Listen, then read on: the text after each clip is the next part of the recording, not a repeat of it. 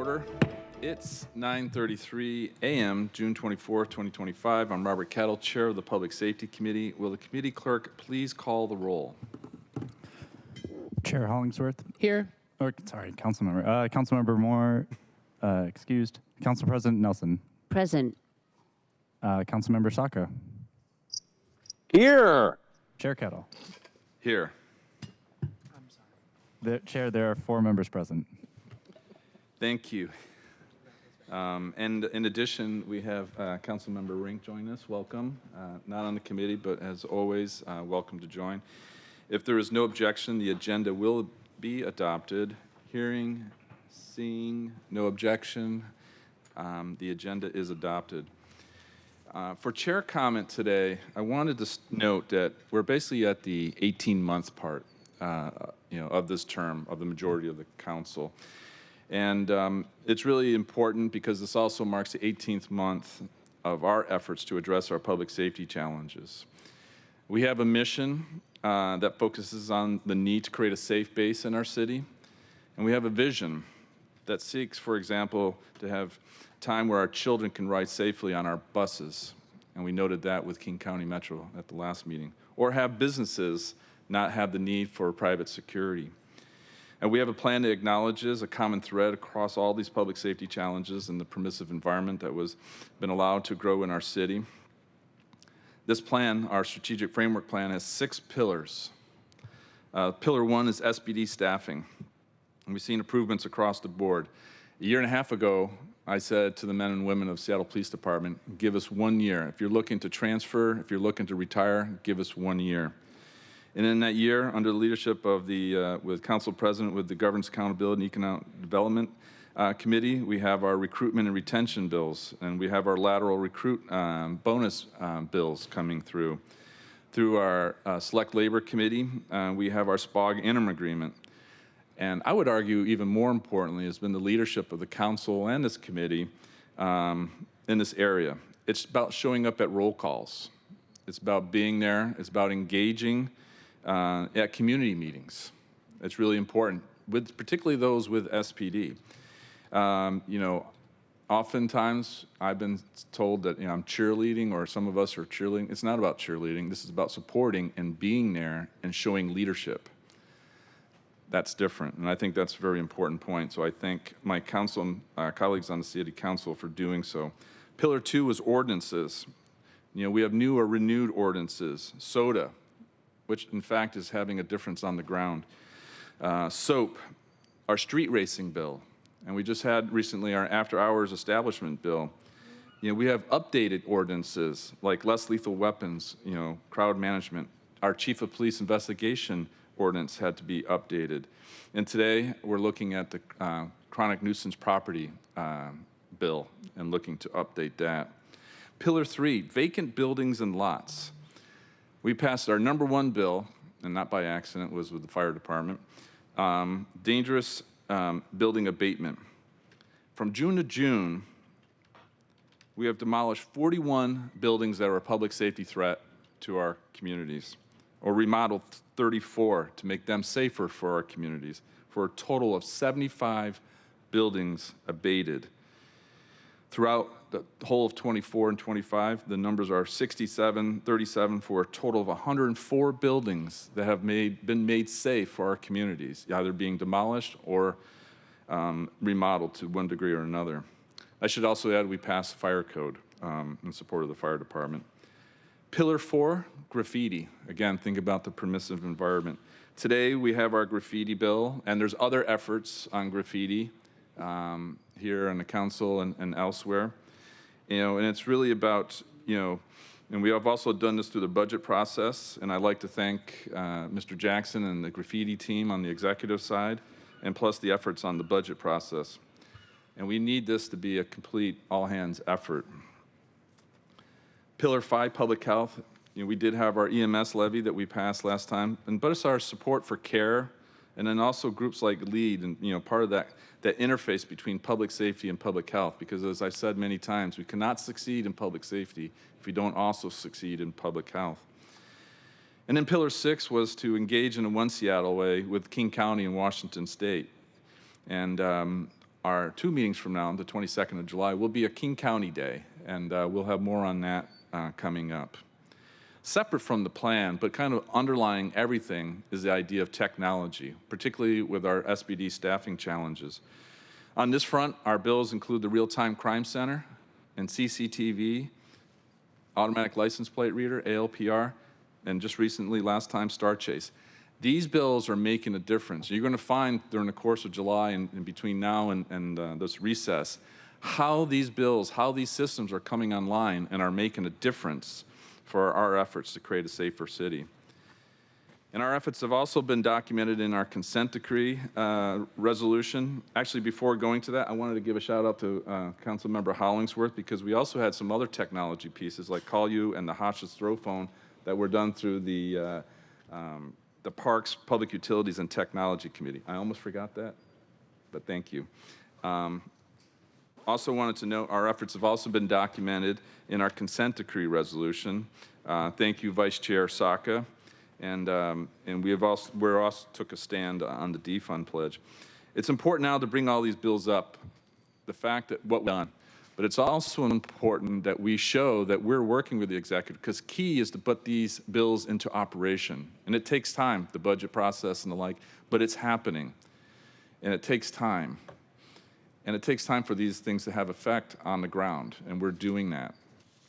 You know, this is the challenge that we have. We have this transition, this bridge that we have to go from in terms of our public safety posture of yesterday, today, and then tomorrow. I've mentioned thanking my colleagues on the council, particularly here on the committee, but I also want to say that we've been engaging both on the judicial side with City Attorney Davison, but also the executive with Mayor Harold. This has been absolutely a team effort. And coming back to the council, it's really important here, like having our vice chair who's on top of public safety challenges to include transit safety, but also our council president, as I mentioned earlier, and the other members as they come through, plus all those that are not on the committee that are working hard, like Councilmember Rivera. Trust me, in District 4, there's a lot of challenges, and she's engaged 110%. But I did want to thank, at the end, just to close chair comment, Councilmember Moore, who's a member of the committee, and I want to thank her for her efforts.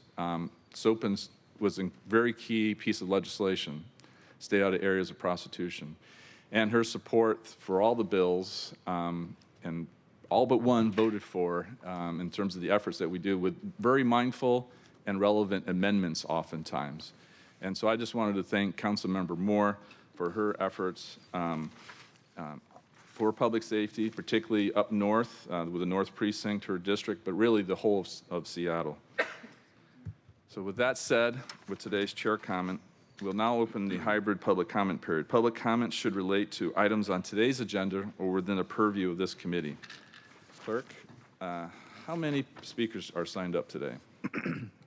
Currently, we have 2 in-person speakers signed up and 8 remote. Okay, we'll start with in-person, 2 minutes.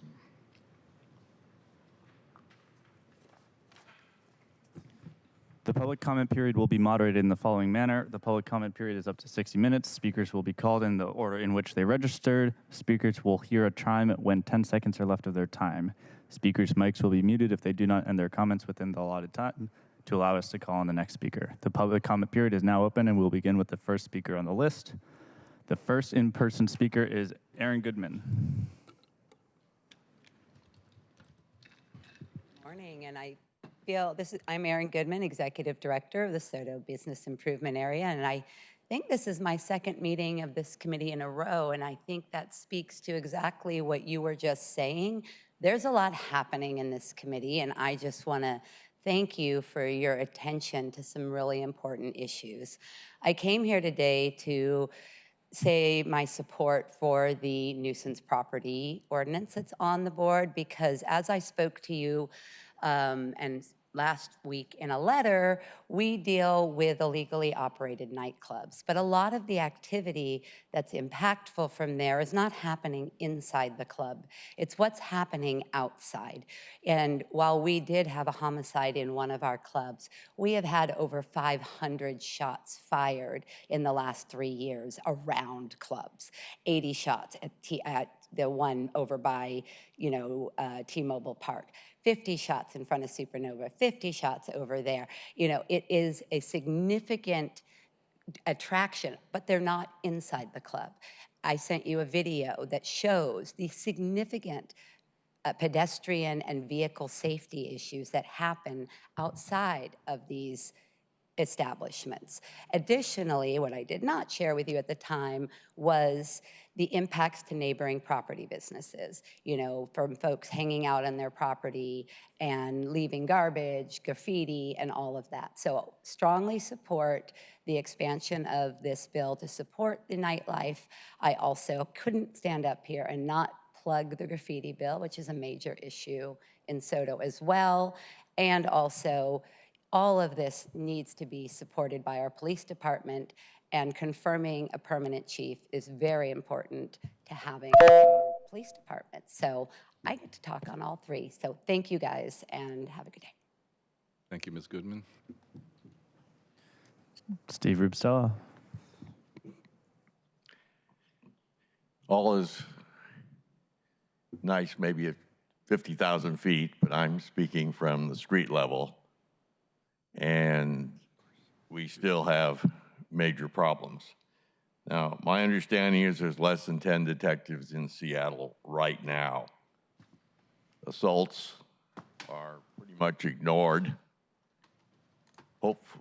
Physical assaults, I hope sexual assaults are not. I know at one time it required a minor before something was going to actually be done. And I'd like to get an idea when police services are going to be restored to the masses. And as a member of the masses, I'd like to tell you that they have been withdrawn for a longer period of time than many wars. Whole governments have been put together in countries, and Seattle is still waiting. My hope is we will not be waiting forever. We could use some of the special squads back, handle things like burglary, car prowls, sexual assault, these little minor things where you're usually dealing with the same people over and over again. And it really helps when you have these squads who know their constituents. They know who is the usual suspects. When they got a 90% chance it's one of 5 people, that makes investigation a whole lot easier. And Seattle has always had problems in certain zones of the city, and we never were leave it to Beaver completely. But Seattle has so much difference from when I was young. And I think we can do so much better and still be a major league city. I really hope that the new chief will have some self-correcting mechanisms. In days of old, you could call the chief's office and get a lot of help. No more. Thank you. The first remote speaker is Howard Gale. Please press *6 when you hear the prompt, "You have been unmuted."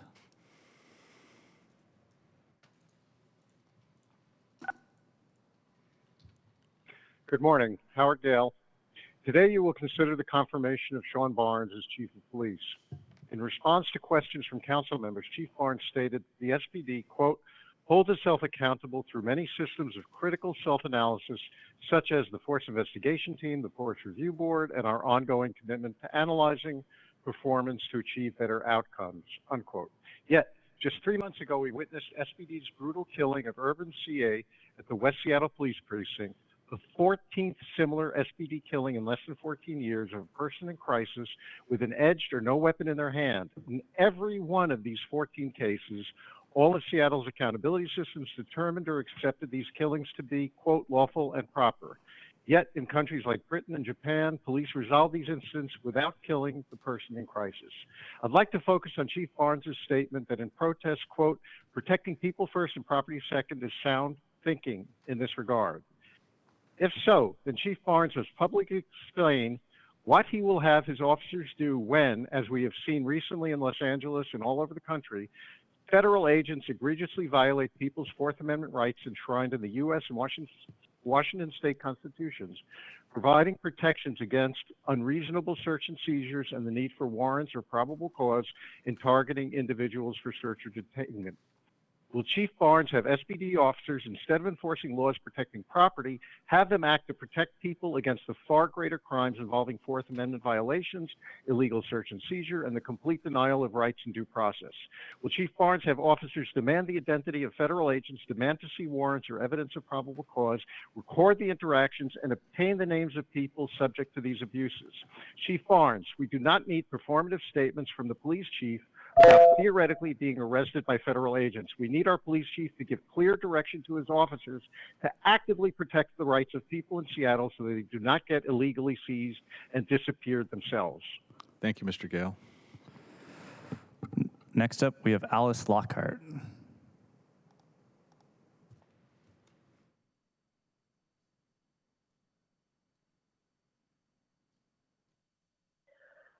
Good morning, committee. My name is Alice Lockhart. I live in District 5, unfortunately for me, right there in the SOAP zone. And by unfortunate, I mean those cameras, not the prostitutes who have never done me any harm. But moving on to Council Bill 121006, yes, it's, certainly going to be unequally enforced, and therefore, on a moral basis, I object to that. But what I really expect, and what I expect this will resonate at least equally with this council, is that this bill is going to cost the city a ton of money. It is fiscally irresponsible. Judgments and claims against, per the previous speaker, SPD and the city of Seattle in general, continue to rise. I organize with Solidarity Budget, and I don't want to see another budget that has to have more money for judgment and claims. But this ordinance will be unequally enforced, and it will result in a whole bunch of litigation. In the meantime, its extremely vague terms will make prosecutions under it also extremely expensive and time-consuming. We don't need it. We don't want it. Please don't do it. Thank you. Next person up is Castile Hightower.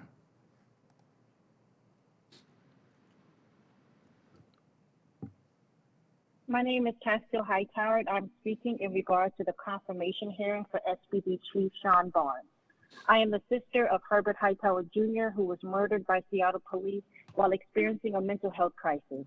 So I know firsthand the deadly consequences of SPD refusing to de-escalate, but instead choosing to escalate interactions with the community.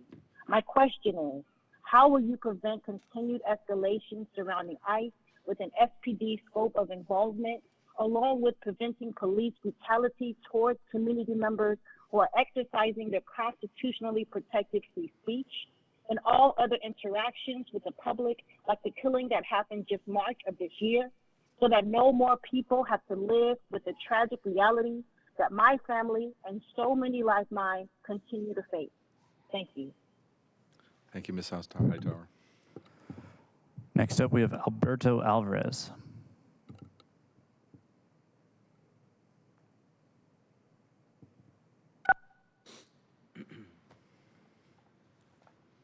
Thank you. Good morning. 8 groups that rallied at City Hall on May 27th were allowed to question people's religious affiliation or lack thereof for entry. They have plans to return this summer. Yes, the group has a legal right to preach their personal hate. However, the same constitutional protections of free speech also stop government from establishing a religious test for entry onto public property. The city granted a private entryway, traffic reroutes, and Seattle police to enforce a church event that prohibits entry to anyone not part of their religious group, all in violation of separating church and state. What oversight action or accountability review can you make to ensure that religious affiliation is not a requirement for entry into Seattle's public spaces? Thank you and have a good day. Thank you, Mr. Alvarez. Next up, we have David Haynes.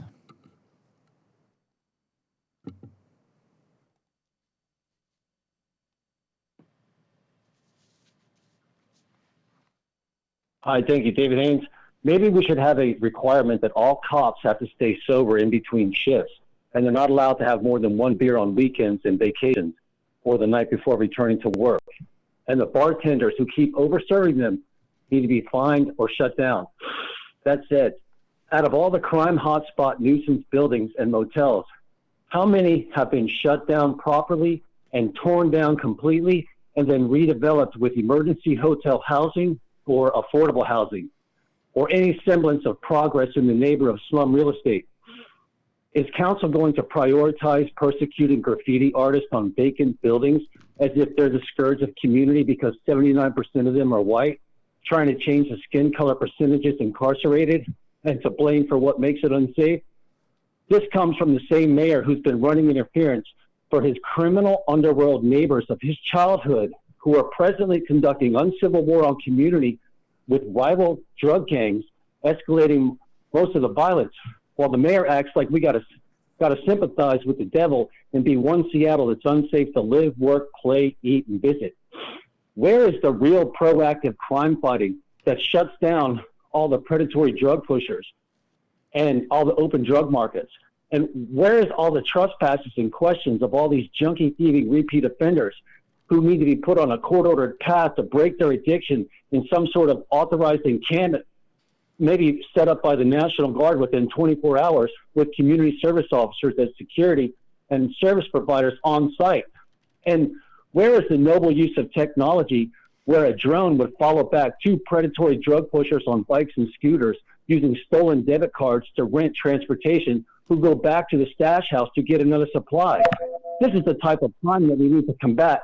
We don't need the police chief to go into the law-abiding community to let us know how nice the cops are. We need a cop to proactively shut down the evil criminals who are conducting uncivil war on community with impunity, outsmarting the cops who are ill-trained and non-deployable in crime hotspot shutdowns. Instead, more focused on policy. Next up, we have Aiden Carroll.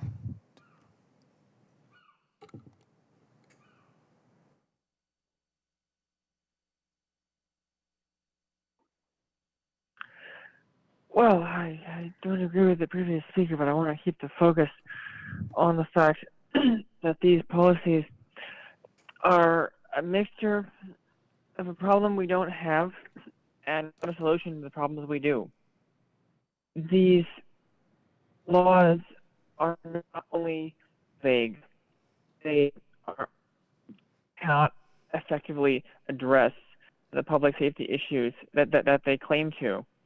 When we have vacant buildings and we have poverty, those are going to try to reach equilibrium. That's not the only thing we have happening here. I don't want to imply that poor people are criminals, but so much poverty, so much crime is caused by poverty, and it's impossible to solve these problems unless you address that. I just want to take every opportunity to re-emphasize that progressive revenue to actually alleviate desperation is the most effective thing you could possibly be doing, instead of looking for different ways to enforce different kinds of laws with different kinds of police that you can't find enough of. And we've been working hard to make that happen for more than 5 years now. Besides the fact that if a law is being selectively enforced, it's not fair. There's no reason that you can simply claim that when people are drinking alcohol from a place like brewing, that's a different kind of nuisance than if it's bought in a store. Like, this is just so much waste of our time and money and all of these distractions. But as long as the politicians are bought off, our only hope is to communicate with each other and try to find a way for the civilians to go around. Thank you. And our last speaker is Julia Buck.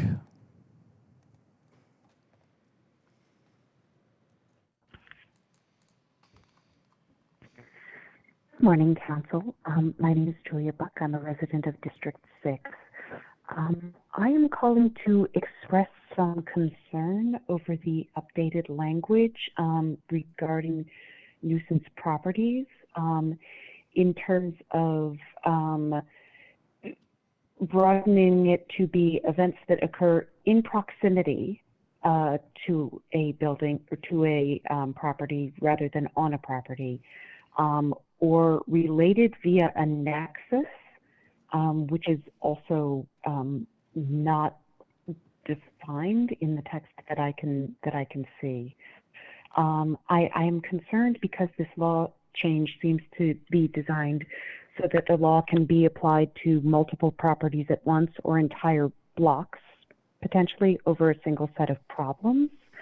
The reason why I am concerned about this is I have a real estate background and I'm familiar with the block busting, which is illegal under housing discrimination laws, although of course those are no longer subject to federal enforcement.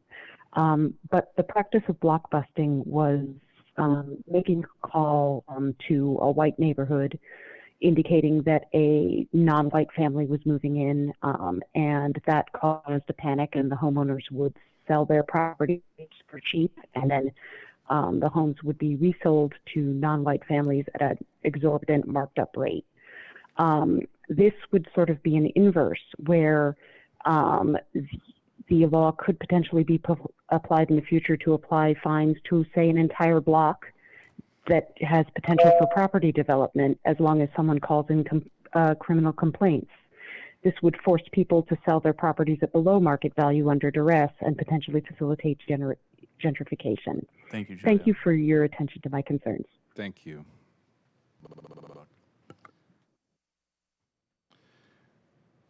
Okay, the public comment period has expired. We'll now proceed to our items of business. Members of the public are encouraged to submit written public comment on the sign-up cards available on the podium or email the council at council@seattle.gov. We'll now move on to our first item of business. Will the clerk please read item number 1 into the record? Appointment 3175, appointment of Shon Fitzgerald Barnes as Seattle Police Chief. Okay, good morning, Chief Barnes. Welcome. Director Walton Anderson will be joining you. Excuse me, Chief.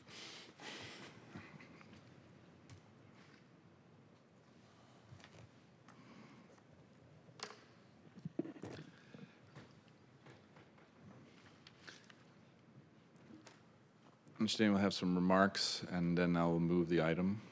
But go ahead, please. State your name for the record. Thank you. Shon Fitzgerald Barnes. Okay. Natalie Walton Anderson. Okay. Well, let's start with some remarks or comments you'd like to make. Thank you. Sure. Thank you.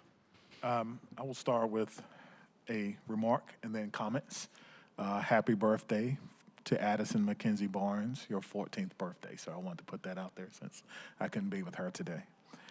To our chair, Public Safety Committee, Vice Chair, council members, and members of the public, and to the dedicated men and women of the Seattle Police Department, good morning. Thank you once again for the opportunity to speak with you as a part of my confirmation process.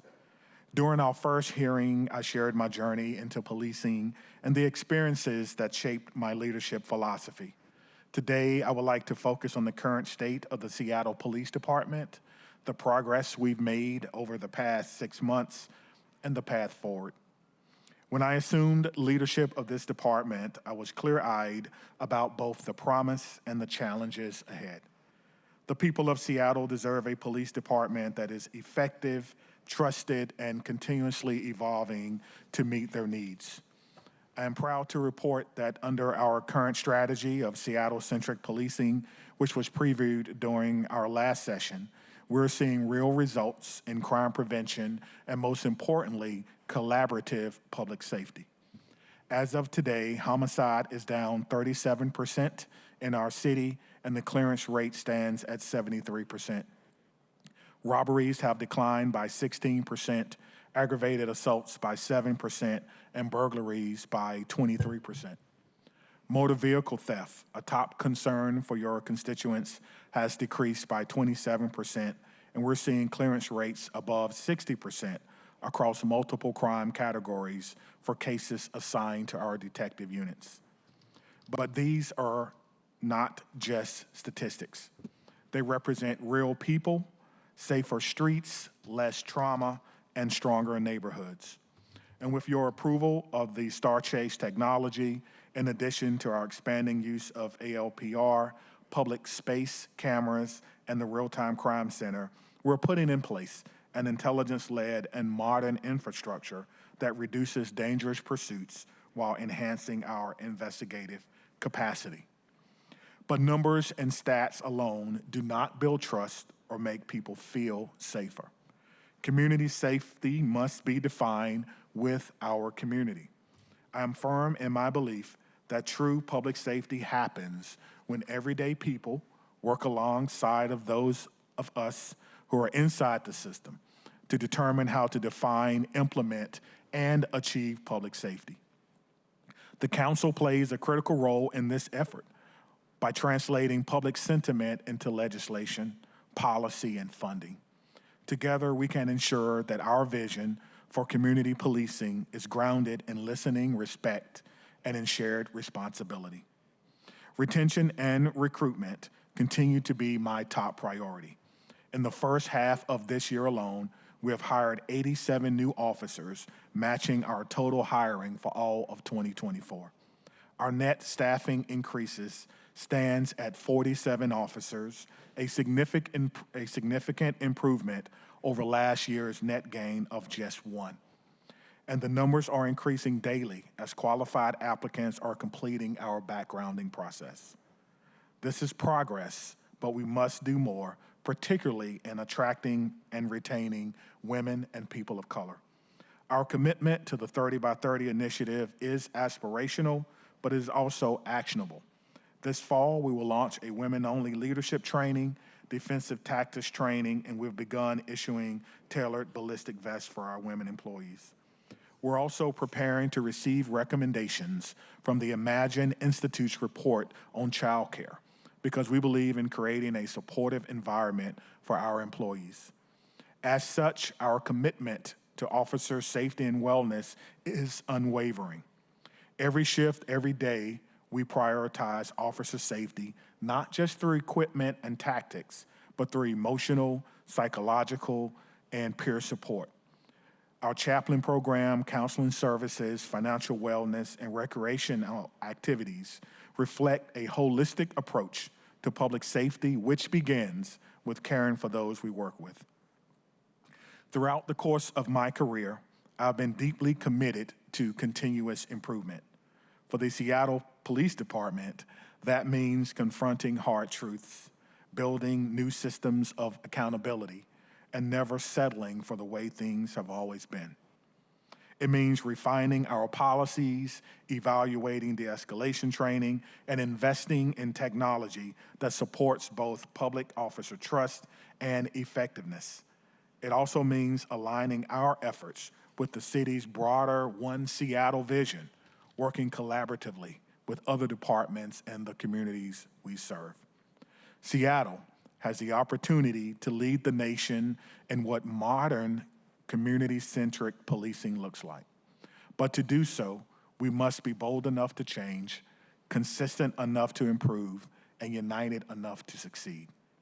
I believe that the state and the future of the Seattle Police Department is strong, but achieving our goals will require leadership that is courageous, collaborative, and compassionate.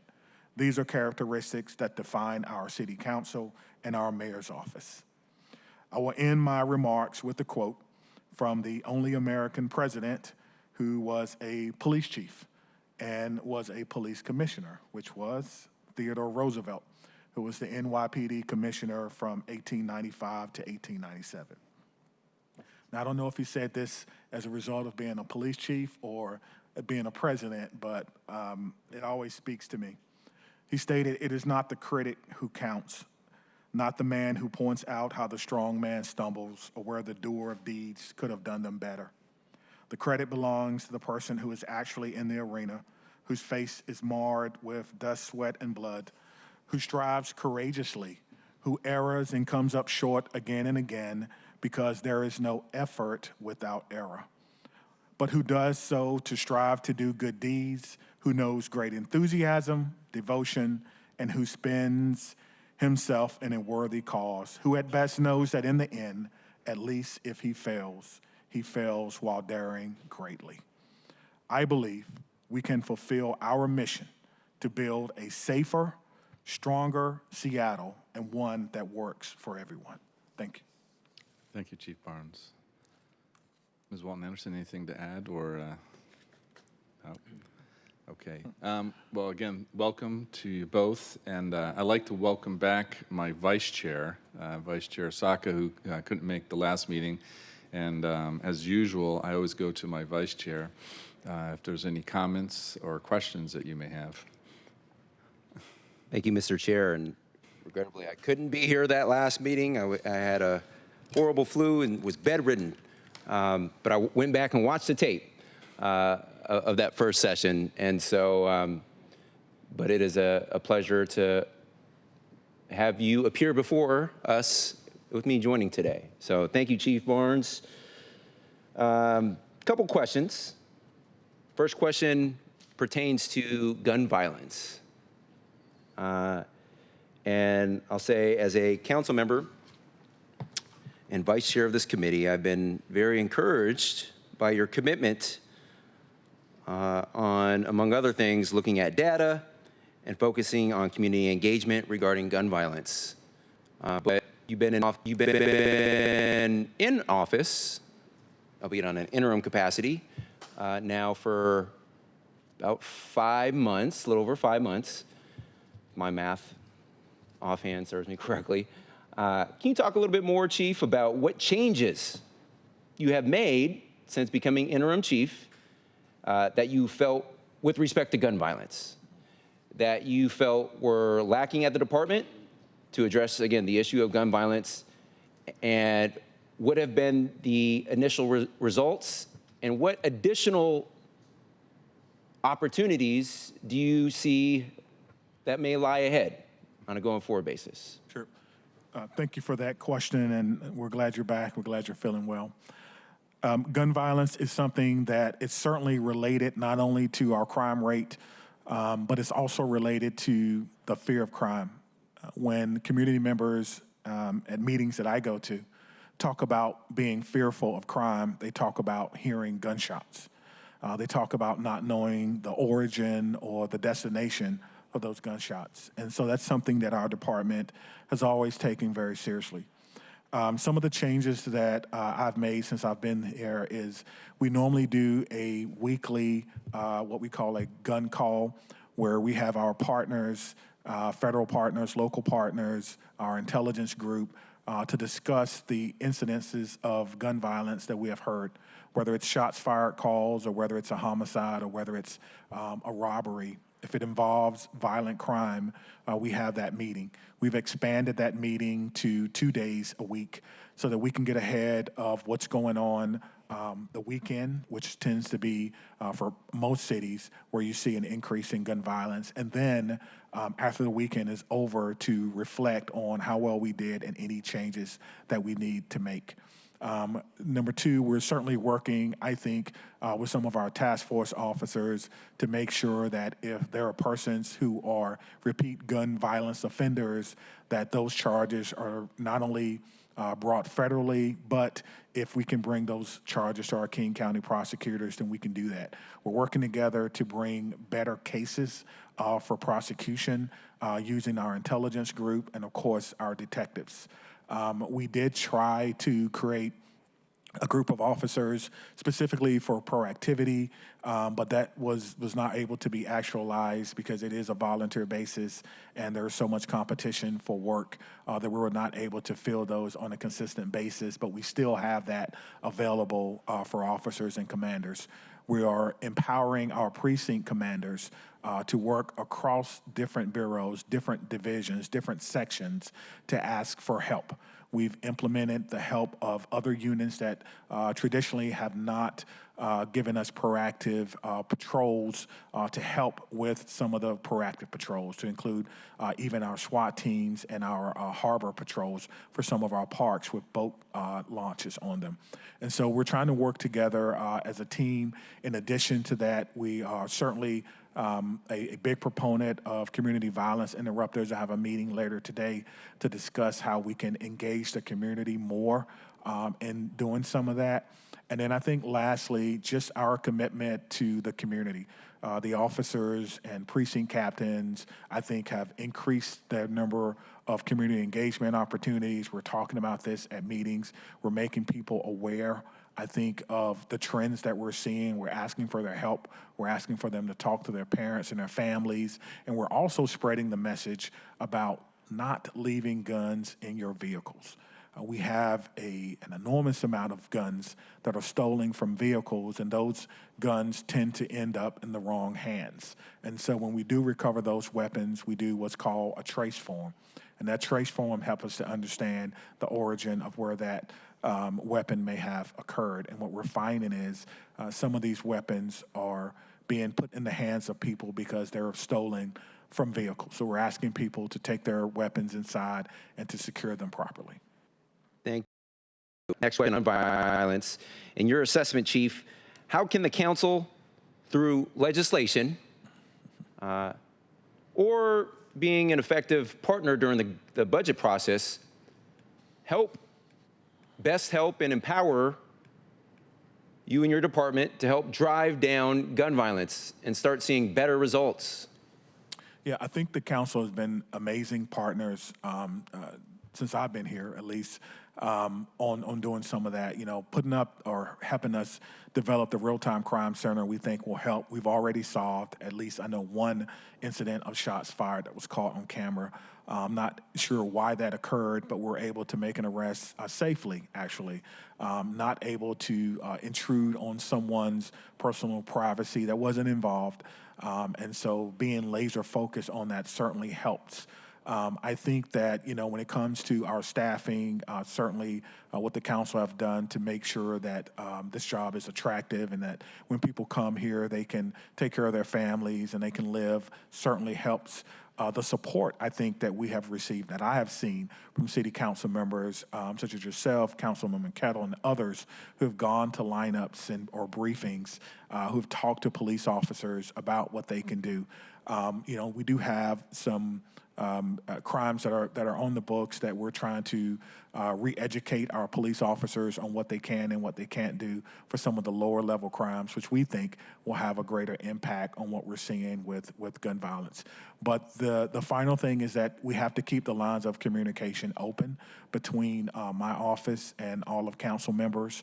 We were on a call yesterday with all of your chiefs of staff. And they met with my new chief of staff for an introductory call to talk about what kind of products do you need so that you can demonstrate to your constituents what we're doing to reduce crime, to have those open lines of communication so that if there is something going on crime related, not legislative related, but crime related, my chief of staff will make sure that you get that and to have a regular cadence for information. Thank you, Chief Barnes, and I'll note that I appreciate your partnership and collaboration on the issue of gun violence from a citywide perspective, and particularly with respect to some known problem areas in my council district, District 1, along North Del Ridge, High Point, Snake Hill, and looking for, I think there's some still, and the partnership and collaboration of the mayor's office as well on those issues. I think there's still some work to do to address that, because people are victimized and people are traumatized, even if they aren't personally hit or struck by a bullet or a stray bullet. People are fed up, and I'm fed up, and I know you are as well. Plenty more work to do. But I appreciate your initial collaboration and looking forward to supporting you in your work. And that, with respect to that specific neighborhood in West Seattle, or set of neighborhoods, to do more, whether it's a SEPTED review, the extra emphasis patrols in those parks, et cetera, but also from a citywide perspective. This is, some of the most important work. And Chair Kettle, I appreciate your indulgence. I do have more questions, but so let me change gears now. Keeping people safe, Chief, is our highest responsibility that we have in this city, bar none. There's no greater responsibility that we have, in my view. We literally have a charter as elected officials, and then department heads, everyone throughout the city, that is our highest responsibility. Keep people safe. We keep people safe on our streets, in our neighborhoods, in our communities, and on our roads. And that's what I would love to, the focus of this next line of questioning is keeping people safe on our roads. So our city has an ambitious goal of ending traffic deaths and serious injuries on city streets by 2030. It's our Vision Zero initiative. Together, we have made investments, including in the transportation levy, the recent voter-approved transportation levy, to directly address and make bold investments to directly advance this ambitious goal that we have. This council has also passed and adopted funding and implementing legislation to deploy, among other things, automated traffic enforcement, safety cameras in neighborhoods that desperately need them. And we know that enforcement, particularly automated enforcement cameras and technology, is literally a federally proven countermeasure, one of 40+ proven countermeasures, engineering countermeasures to help keep people safe on our roads. Whether it's red light cameras, speed cameras in school zones, speed cameras in non-school zones, block the box cameras, et cetera, the list goes on. The implementation and use cases for these automated enforcement cameras seems to be growing all the time. And we've, as a council, passed and provided significant appropriations to double the amount of automated enforcement cameras in school zones, to added almost $1.2 million in startup expenses. Most of the cameras pay for themselves over time, but in startup expenses to initially start to deploy these cameras, the non-school speed zone cameras in other neighborhoods. So they play a vital role in keeping people safe on our roads and ultimately helping us better achieve our Vision Zero goals. But it's not the panacea, it's not the magic bullet, no such thing. It's a fairy tale, it's a myth. But it is an important part of the solution, of a broader, comprehensive solution.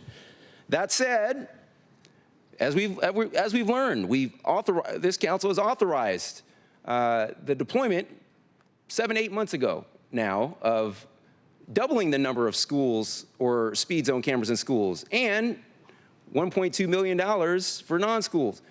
And we still haven't seen one of the a non-school speed zone camera deployed.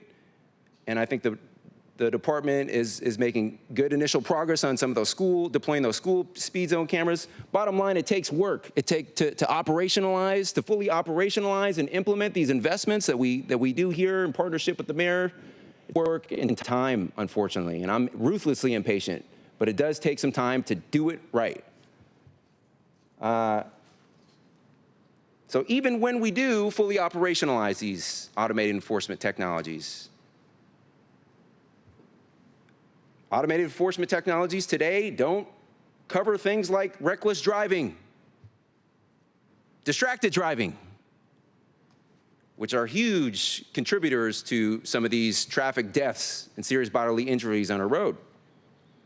They also don't address, unfortunately, due to state law prohibitions, some certain problem activity like excessive noise and excessive vehicle noise. And you'll know that last year we tried to work on an initiative, and we'll revive it, we'll resuscitate it again next year in Olympia to try and get that changed. But my point is, operationalization of these automated enforcement technologies takes time. To do it right, it takes time. And even with the current feature capability, there are still some gaps in what it can do and what it can't do. There's still no substitute for a patrol officer undertaking personalized enforcement action on a limited basis. I don't think anyone's advocating for broad, wide-scale deployment of patrol officers, particularly in such a staffing crisis, to focus solely on traffic infractions. But they do play a part in the broader solution, especially given the feature gap that we talked about. In terms of ultimately, the ultimate goal is changing behavior on our roads, especially changing driver behavior. But I do personally recognize the role of police officers in traffic enforcement on a smart basis, in a limited basis. So my question, all that throat clearing aside, my question to you, Chief, is, but important context. What do you believe SPD's role is in helping support the goals of Vision Zero in eliminating traffic deaths, serious injuries on our roads? What do you believe the department's role is in helping to do that? And what additional actions do you think the department could potentially take to help better achieve these goals, recognizing that SDOT plays a central role in implementation as well? Thank you. We're aligned in that technology is certainly a force multiplier for us in public safety and in policing, but there are no panaceas. I think when it comes to public safety, whether it's traffic or gun violence that we spoke about earlier, police are the tip of the spear. We're normally the first ones to acknowledge or to be able to identify what the problem may be. And so with that, I think our role, number one, is to work with like SDOT and others who are involved in Vision Zero, something that I support, something that we did have in my last job as well, Vision Zero.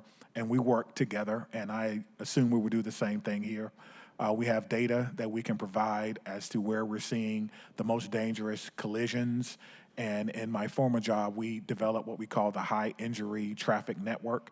It was a list of intersections that disproportionately accounted for motor vehicle collisions where injury was the thing. And so we worked with environmental design, we worked with engineering to see if there were changes that we could either make to the road design or changes we could make to the traffic lights, which I learned is an exact science.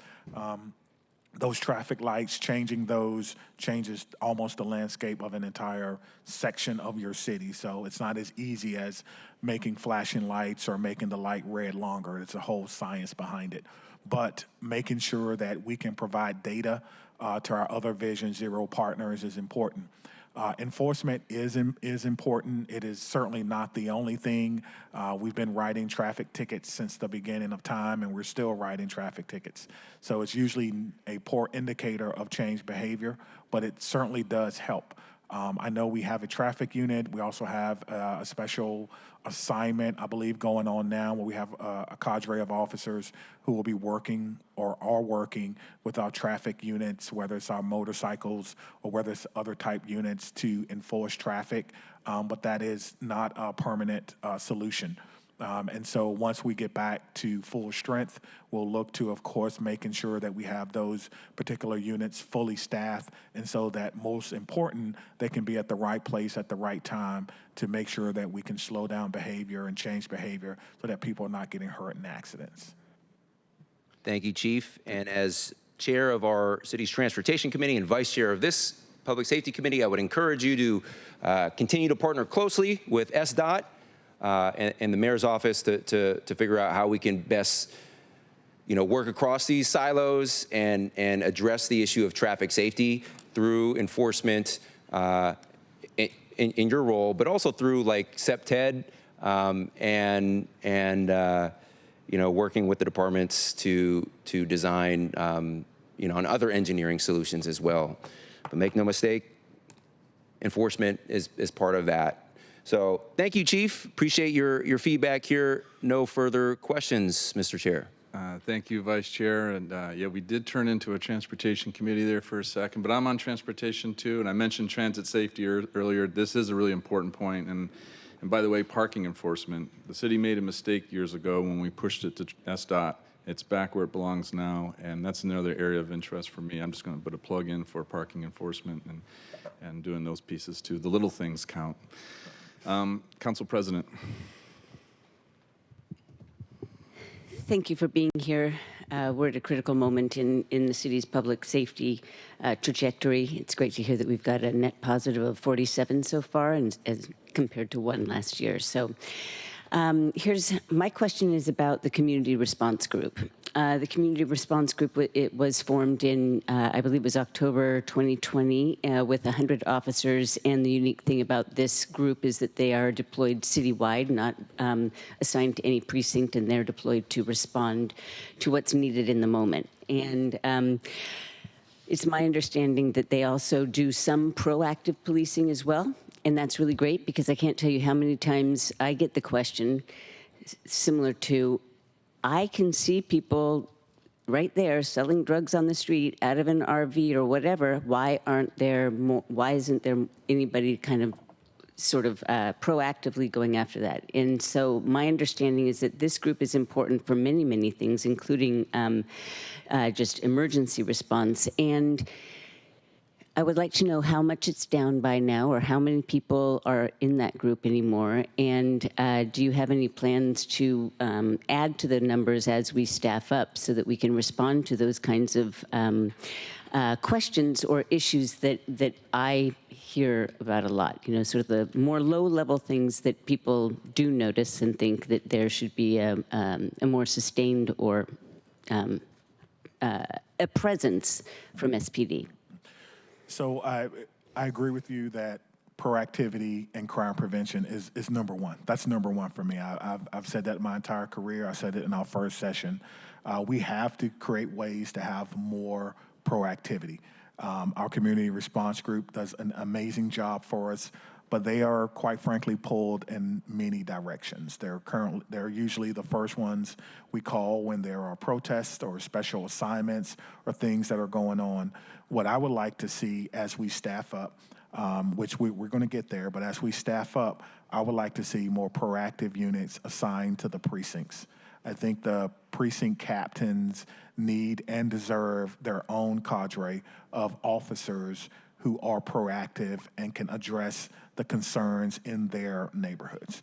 And so as we staff up, I would rather see us create a system so that those officers are responsible to the precinct captains, because quite frankly, we put a lot on them. They're your first point of contact, and it's a lot easier to call people who are under your umbrella than it is others. Now, we're breaking down some of those silos, but yet there are 5 precinct captains, and they're all asking for the same group to help, and they do help. They do a great job. But to answer your question, I would like to see, as we staff up, more proactivity or more proactive officers assigned specifically to the precincts. Got it. Thank you. Well, I agree. And it does make more sense that those proactive groups are within precincts, because they know what's going on the street. And so I don't really care which group it is. It's the proactive policing part that I think is so important and would increase the confidence of our constituents as well. Thank you. Thank you. Thank you, Council President. Councilmember Hollingsworth. Thank you, Chair. And I'll be brief because I don't have any questions, Chief. I just have a couple quick comments that I wanted to relay. So thank you for being here, Chief, and also want to thank Public Safety Chief Natalie Walton Anderson? Is that your official title? It sounds right. Okay. Sounds good. For all your work as well. I come from and represent a district that is very unique in District 3. And safety looks different for every neighborhood, and needs are very different. We have mental health, traffic safety, youth safety. We have drug crisis on our streets, gun violence. Sometimes when people say gun violence, I prefer, if it's youth, I always say our babies are shooting each other, because that really humanizes a lot of when people talk about gun violence. And we also have a long history in our district from policing, from our first Black council member, Sam Smith, who advocated for the East Precinct because the Central District was not getting responded to 2020 Chop Chaz events in the district that have taken place. And during this time, during your confirmation, I've listened to community. I put together a list of feedback, which is great, that I've received that people want to see in our police department and our new chief. So departments that are guardians, they guard our community, not necessarily warriors, but they help educate our community as well. A department that is collaborative with other city departments, and they're integrated with our city. Oftentimes I hear people say, hey, they want to be able to walk inside a precinct and be able to talk to someone front facing or just have that interaction.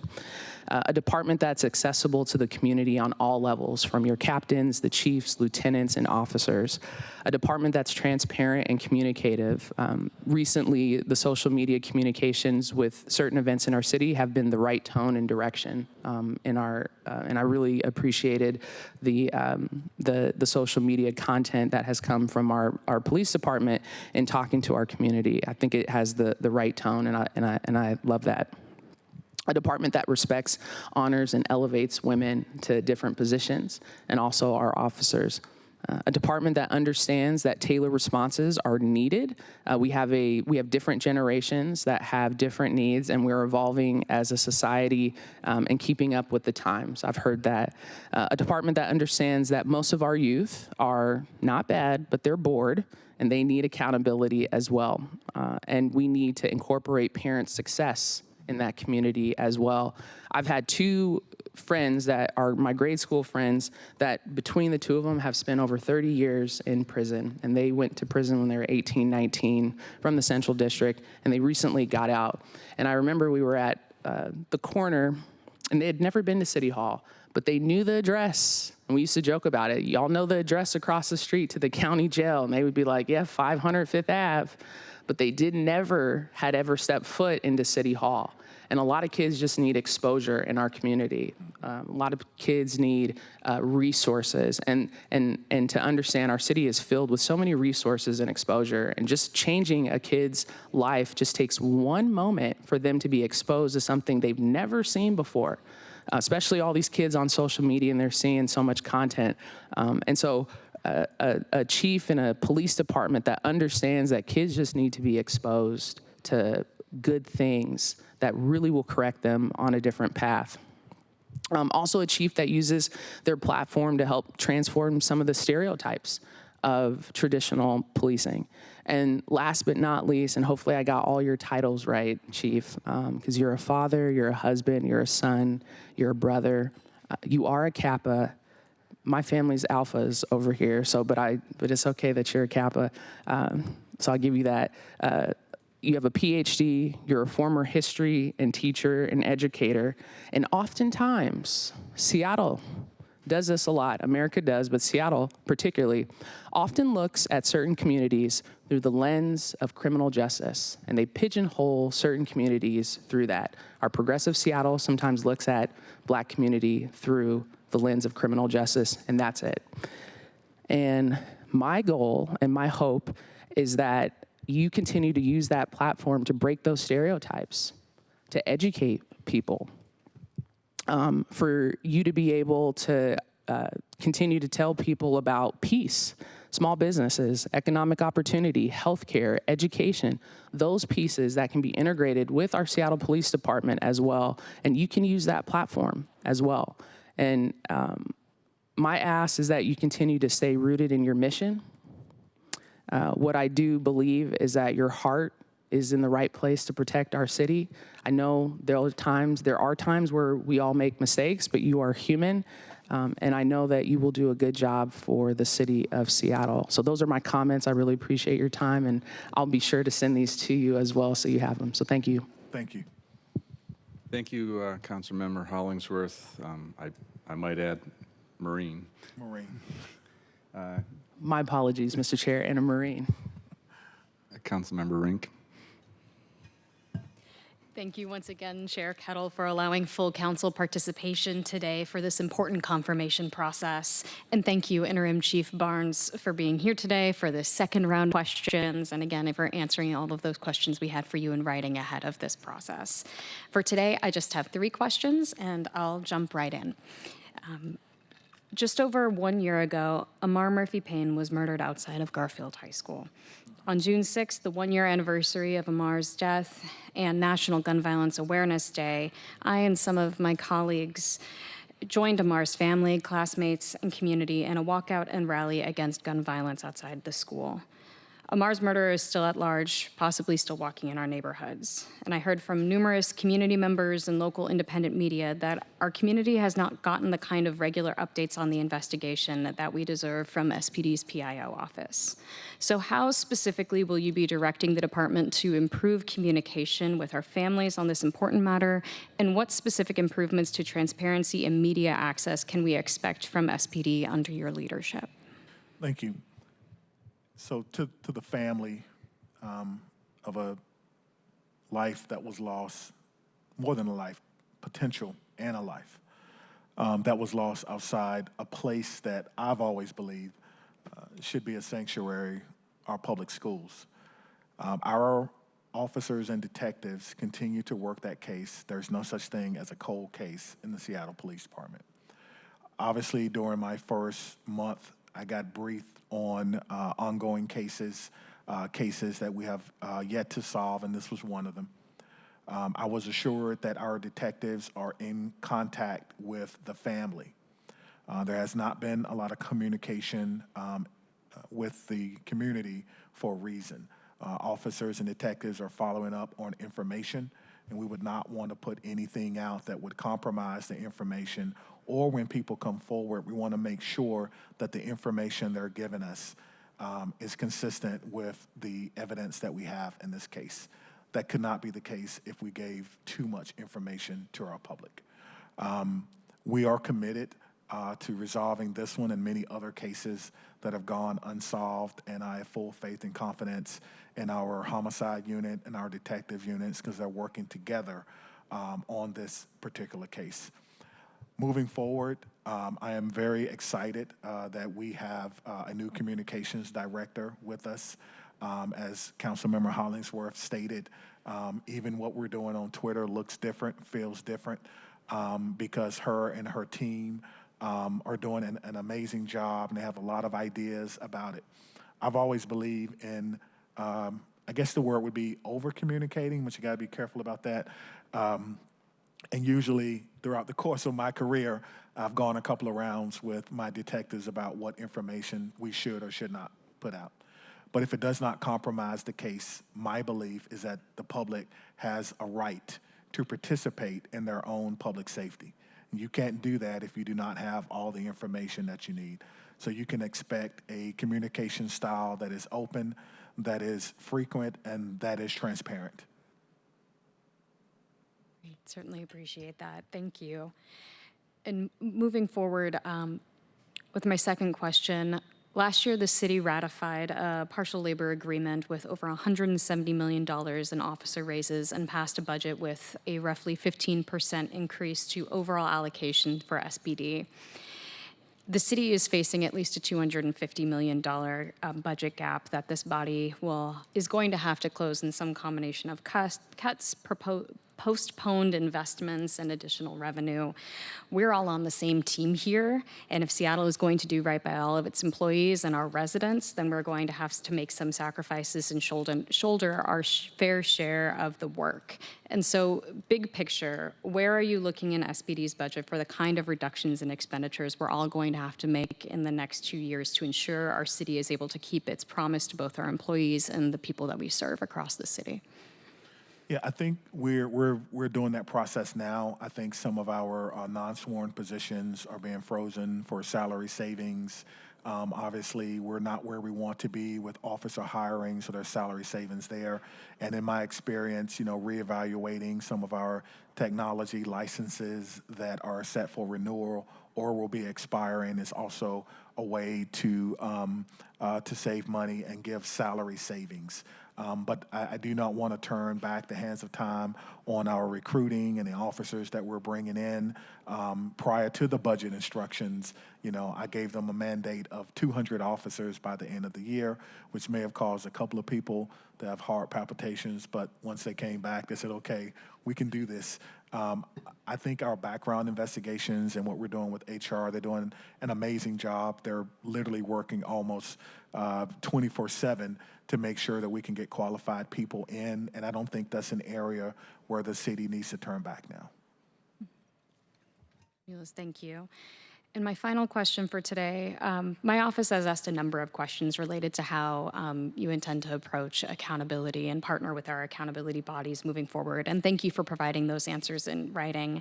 But just today during public comment, we heard from Castile Hightower, whose brother, Herbert Hightower Jr., was killed by SPD while experiencing a mental health crisis. Too many in this community and across the U.S. have been killed at the hands of police. We need accountability, we need to improve our de-escalation tactics, and we need to prevent these deaths from happening. So from your perspective, what does justice look like for victims and families of victims of police violence? What does that look like? Well, I think when it comes to incidences that have a disparate outcome or an outcome that no one wants, including the police, accountability begins long before that happens. Accountability begins with a police department that's well-trained, that uses good tactics, that has good supervision, and quite frankly, my definition of accountability means that this department will have the tools, training, time, technology, and team to get the job done.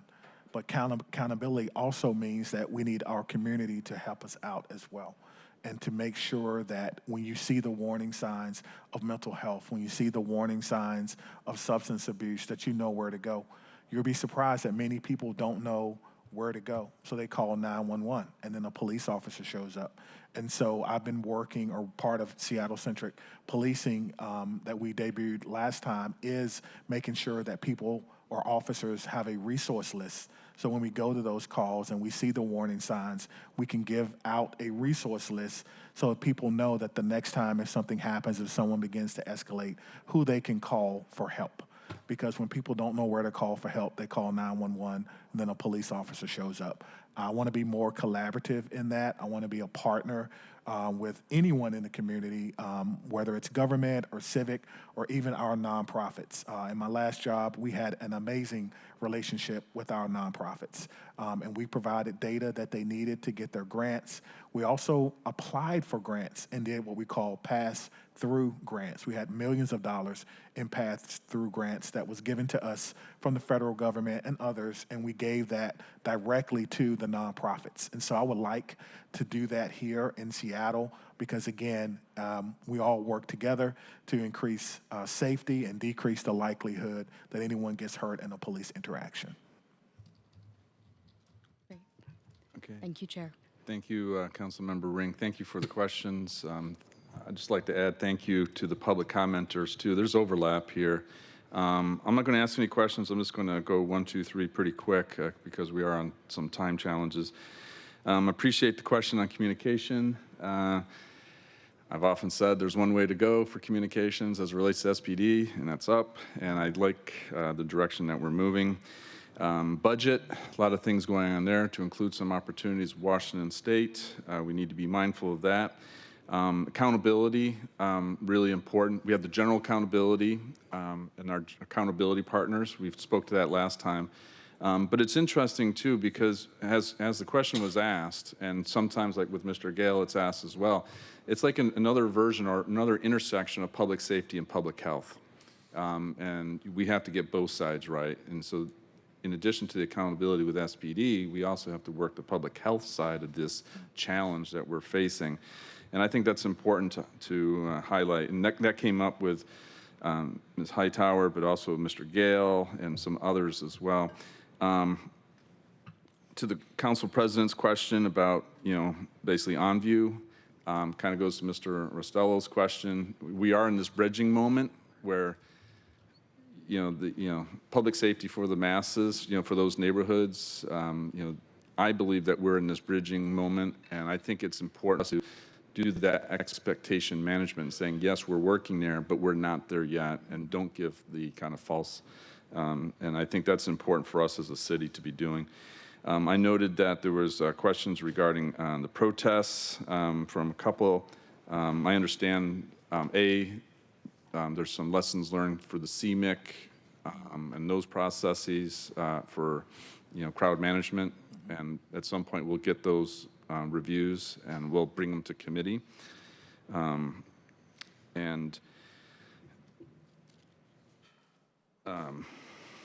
have two more, but I'm going to end with a, positive. ICE, federal law enforcement, Department of Homeland Security. I recognize with the Jackson building, the Federal Protective Service, that's one piece. But if there's anything related to federal law enforcement, specifically with DHS or ICE, that if there's communications, going back to communications, my understanding and talking with different people, there's not been any, and there really doesn't seem to be any interest coming out of the federal side. But if there's anything on that front, to please contact, unless you have something to say, contact us. And so the last thing I just want to say is, before we make a move here is, in the answers that you gave us to our questions, you talked about, trust, and the ability to gain trust is listening.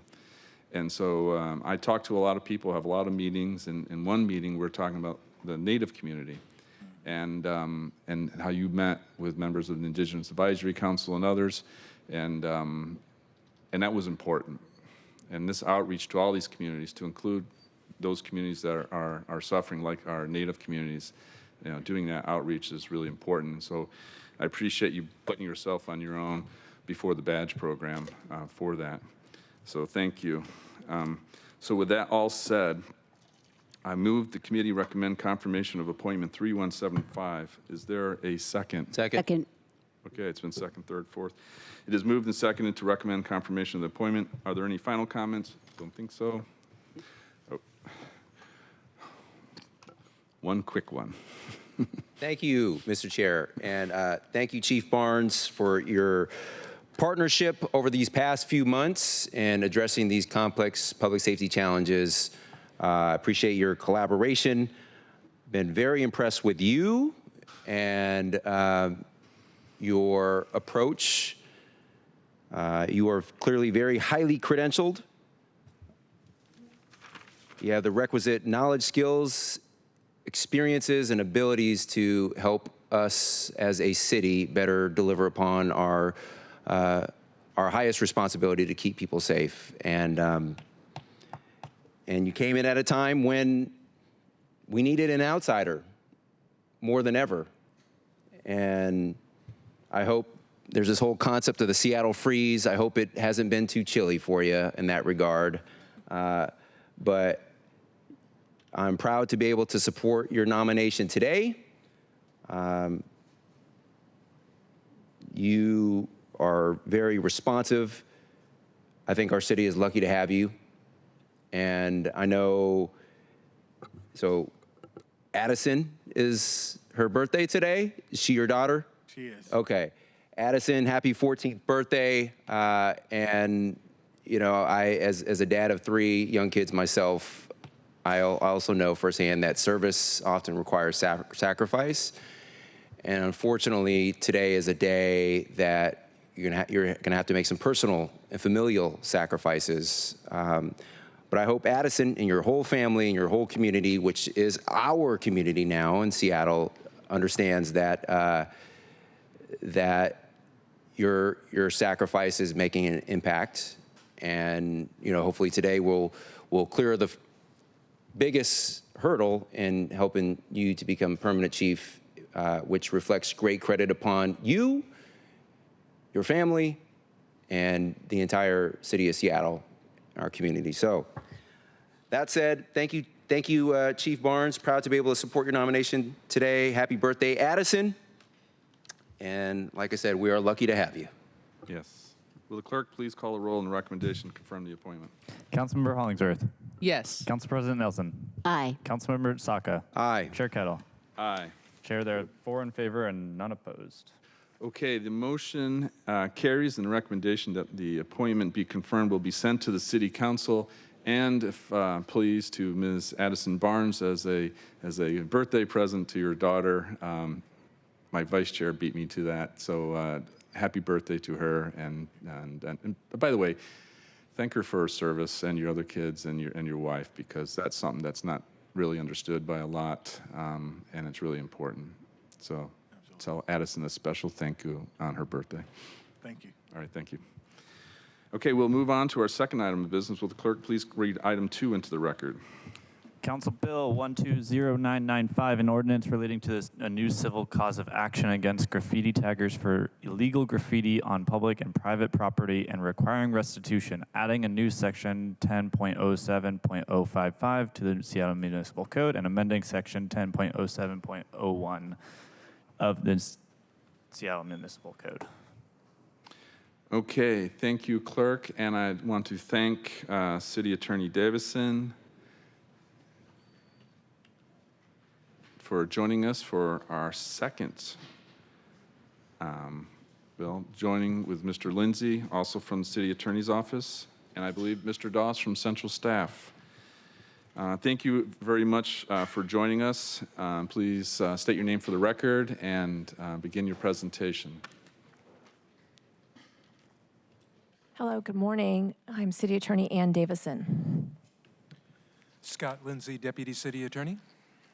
Good morning, Greg Doss, Council Central Staff. Okay, great. Thank you again. Welcome, and over to you. Thank you very much, Council. I appreciate all of you being here and participating again. Also, thanks, and even though he's already exited, appreciate Interim Chief Barnes and hope to be soon permanent, right, as well, permanent Chief Barnes, and his work, importantly, on all the things that are public safety that we're focusing on as well. We are the second step, as you hear me talk about, after police show up sometimes when they do find need to refer, often it's referred to my office. 80% of the crime in Seattle is misdemeanor crime, which comes to my office, of which we're talking about graffiti. And I've heard from many of you sitting here on the dais that this is a concern for you individually and for your districts. We've heard from the mayor that's also a concern of his, and it is a concern of mine. So I've been focused on how can I be instrumental in helping this so that our city is known as a place of order, a place where we take care of our resources, which means also our assets, our buildings, and our locations. And what can we do to further make sure that our laws are meaningful and that people comply with them? You are our lawmakers for the city, and so that's where we need to make sure we have things followed. And so I am part of that accountability when it comes to enforcement, when it comes to criminal acts here in the city of Seattle for misdemeanors and gross misdemeanors.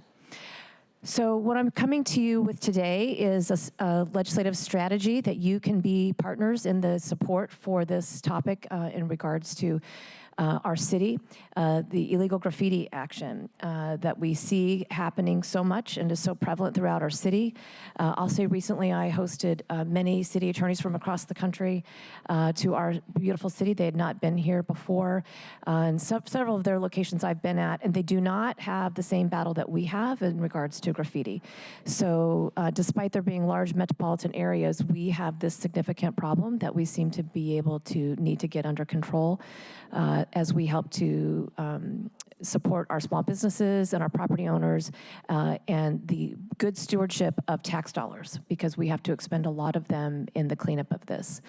So what I'm bringing to you is a civil strategy whereby we can supplement the criminal prosecution piece if those we find that the evidence is difficult to proceed on from a criminal process. What can we do from a civil process that would also be a deterrent to say people need to comply with our law and not destroy other people's property? So what I'm bringing about today is about that, because in the city of Seattle, it costs us as a city and the state of Washington, all of which is taxpayer dollars, millions of dollars to clean up, in addition to property owners. I'll have to have my own paper here with me. A lot of our police officers know the taggers because we have seen them through social media. They use this to promote themselves and their work. And I have no interest in giving them any airtime, so I'm not going to talk about them personally. I think that we do not want to encourage action that we don't want, so we don't going to give them more airtime and attention. But we do see their actions. A lot of police do know who they are. We're looking at how can we be instrumental with that information and do things. Here, I've given you some information about the number of times that we do have graffiti incidents, over 28,000 just in 2024 alone, but only 35 of those were sent to my office for referral for potential prosecution. So that is really a incredibly and significantly small number that they have enough evidence that they think that they can send that over to my office, and then we look at that. Again, though, our city is spending $6 million, as Councilmember Rinka just talked about, being a good steward of our resources and future investments and things that you all want to appropriate for. I would guess that this is not money that you would like to spend in this capacity, but it would be easier if people would just simply comply with the law and not damage other people's properties, and you can use those dollars for betterment of other items. In addition to our property owners who often also have to spend money of their own to abate the graffiti problem. Just to give you a visual as to what we have been seeing over the course of time, again, wanting to make sure that we provide for the public, and this is how I help make myself make decisions, is based upon the data we have. You can see a look back to 2017 of how many referrals we have gotten from Seattle Police. Again, as you've lived in the city with me, I've lived here 30 years, I've seen this problem grow, so this is something that even though the number of referrals is going down, the problem has been increasing over time. But also to give you a comparative then is how much am I charging? Since 2022 and I came to office, I'm charging more of those referrals, but I'm still getting fewer than we were before. Again, I put that to the inability to put the low number of officers when we often need them to actually see somebody commit that crime. So how else can we be strategic in helping to deter people in this type of activity where it's causing millions of dollars of damage to properties? Again, not wanting to give airtime to people who think this is the way to get social value for themselves and build their own reputation. But you have seen a lot of these tags where you would probably recognize the name over and over and over. Many you might see all the way down through Tacoma, all the way through along I-5, along road signs where you maybe can't read the exit that you're trying to safely take. Again, this is part of what our people come to our city to experience. We had FIFA Club Cup going on now, and we'll have FIFA World Cup next summer. We want to make sure that our city is a place where people can get about safely, and when there's tagging over road signs, et cetera, that is problematic for us. Councilmember Sack, as you talked about road safety earlier, I think that's an important piece that we need to be making sure we're focusing on. Again, so many of these taggers are known because they promote themselves on social media. Sadly, they have people that are encouraging them. I'd like to make sure that we provide a tool that is meaningful to say our laws need to be complied with, and that's why I brought this civil strategy for you. This new civil enforcement tool would help be able to closely connect consequences with conduct. And I think that's a really critical part that we want to make sure we're getting across to people who want to engage in this type of damaging activity to property. This would authorize the city attorney to bring the civil action against illegal taggers in Seattle Municipal Court. The civil fine amount would be $1,000 per violation, plus the restitution for labor and material costs to abate the damage. In addition to that, it would allow for the monetary damages to be converted to community service. If you don't want to pay for that cleanup, then you can do it yourself, because we do not want people to engage in this activity. And there's other ways to use, Councilmember Hollingsworth, as you said, sometimes people are just bored, so let's find some. In the civil case, the standard preponderance of the evidence as opposed to in a criminal violation where I have to prove beyond a reasonable doubt. This is not instead of criminal prosecution, but again, this is on cases where we think that the better way we can proceed for a deterrent impact is through a civil preponderance standard. That's where we would be able to move and hopefully make sure that deterrent message is received. We would prioritize bringing actions against the most prolific one, illegal graffiti taggers. Many of, again, tags that you would recognize because you've seen them numerous times, but I'm not going to give them any airtime today. This will give you a description about kind of the referrals that we do have so that you kind of can understand from a legal perspective of what kind of impact would that have to different communities within our city. You can see predominantly over the 5-year average, the referrals that we've seen. I guess I need to ask, is this on our referrals or is this on our? Referrals. Okay, this is based on our criminal referrals, 85% male and 79% Caucasian. So that's the demographic that's engaged in this. And I will continue to emphasize these are not necessarily 19-year-olds. These are people that are fully functioning, employed adults oftentimes. And so they are not just people that are lost and young adults. Oftentimes these are people that have strategically engaged in this activity for a long time and again, looking to increase their social reputation and notoriety by damaging our property and costing us millions of dollars. So again, this civil tool would be able to add to a different way to deter people from engaging in that type of activity. Thank you. Thank you. Mr. Doss, anything from central staff perspective? Thank you, Mr. Chair. Don't have any prepared remarks today. There is a staff report online for you all if you are interested on Council Bill 120995.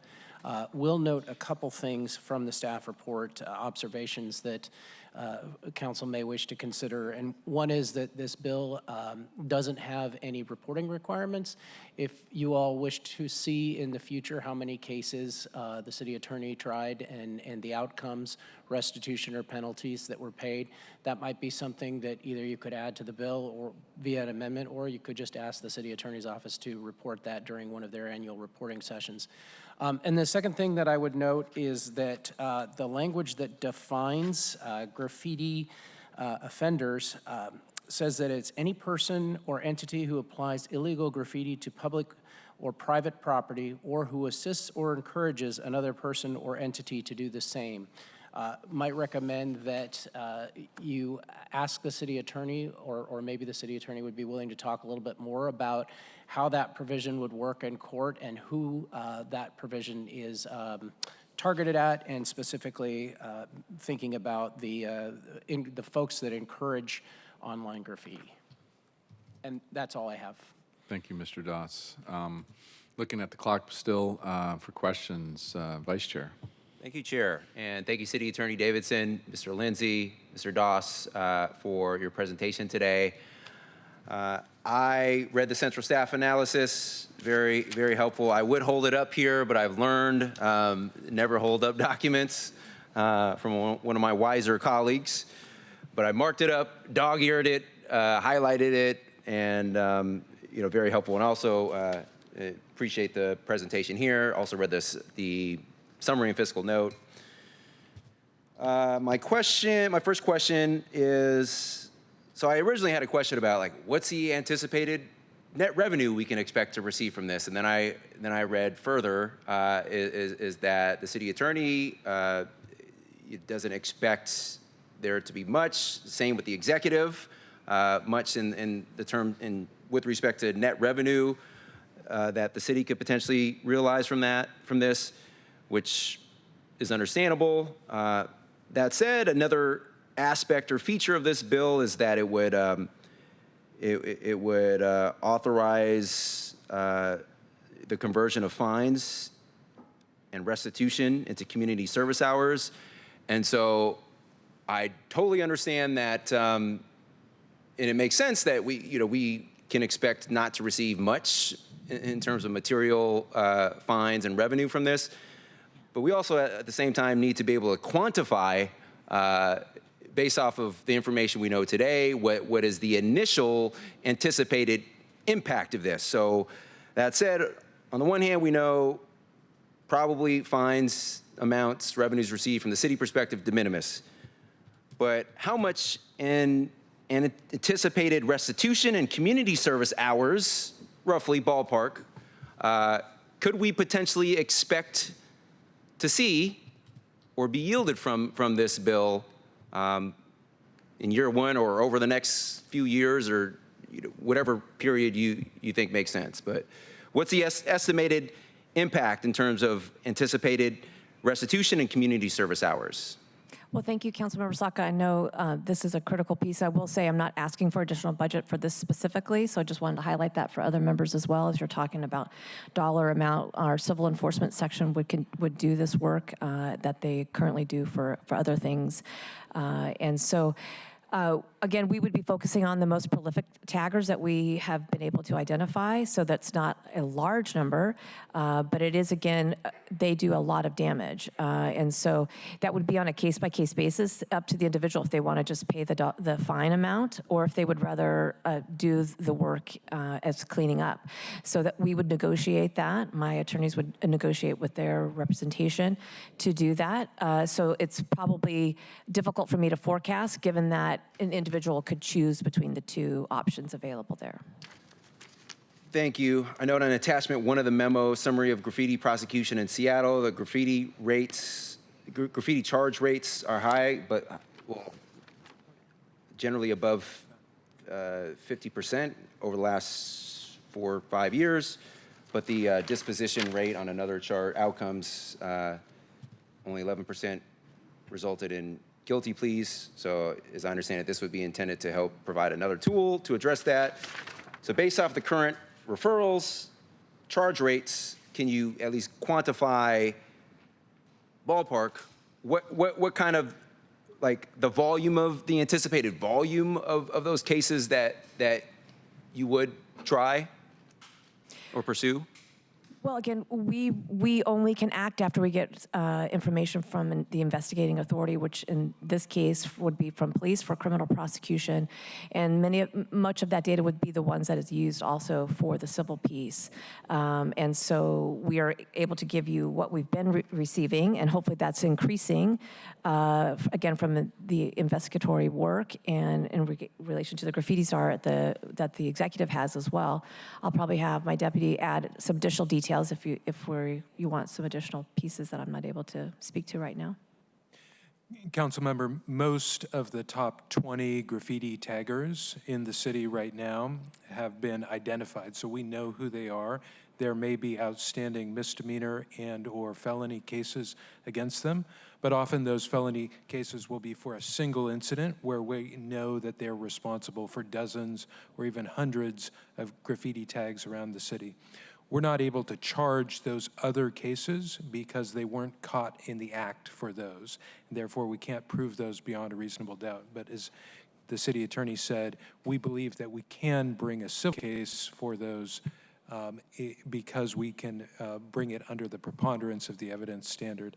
So the initial goal really is focused on those top 20 or so graffiti taggers, identifying them, most of whom have already been identified, collecting the work and bringing cases against those top and most prolific folks, trying to create the deterrence effect at the top and let that filter down.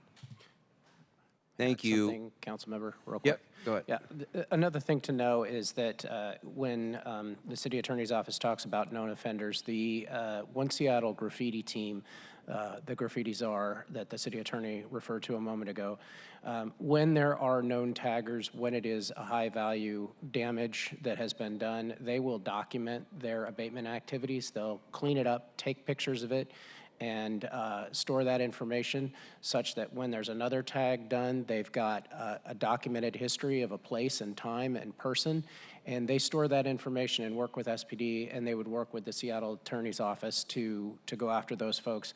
I think what's important, the reason I mention this, is that there's already sort of the system built and a queue ready for the city attorney to prosecute some of these folks. I shouldn't say prosecute, go after for civil abatement purposes.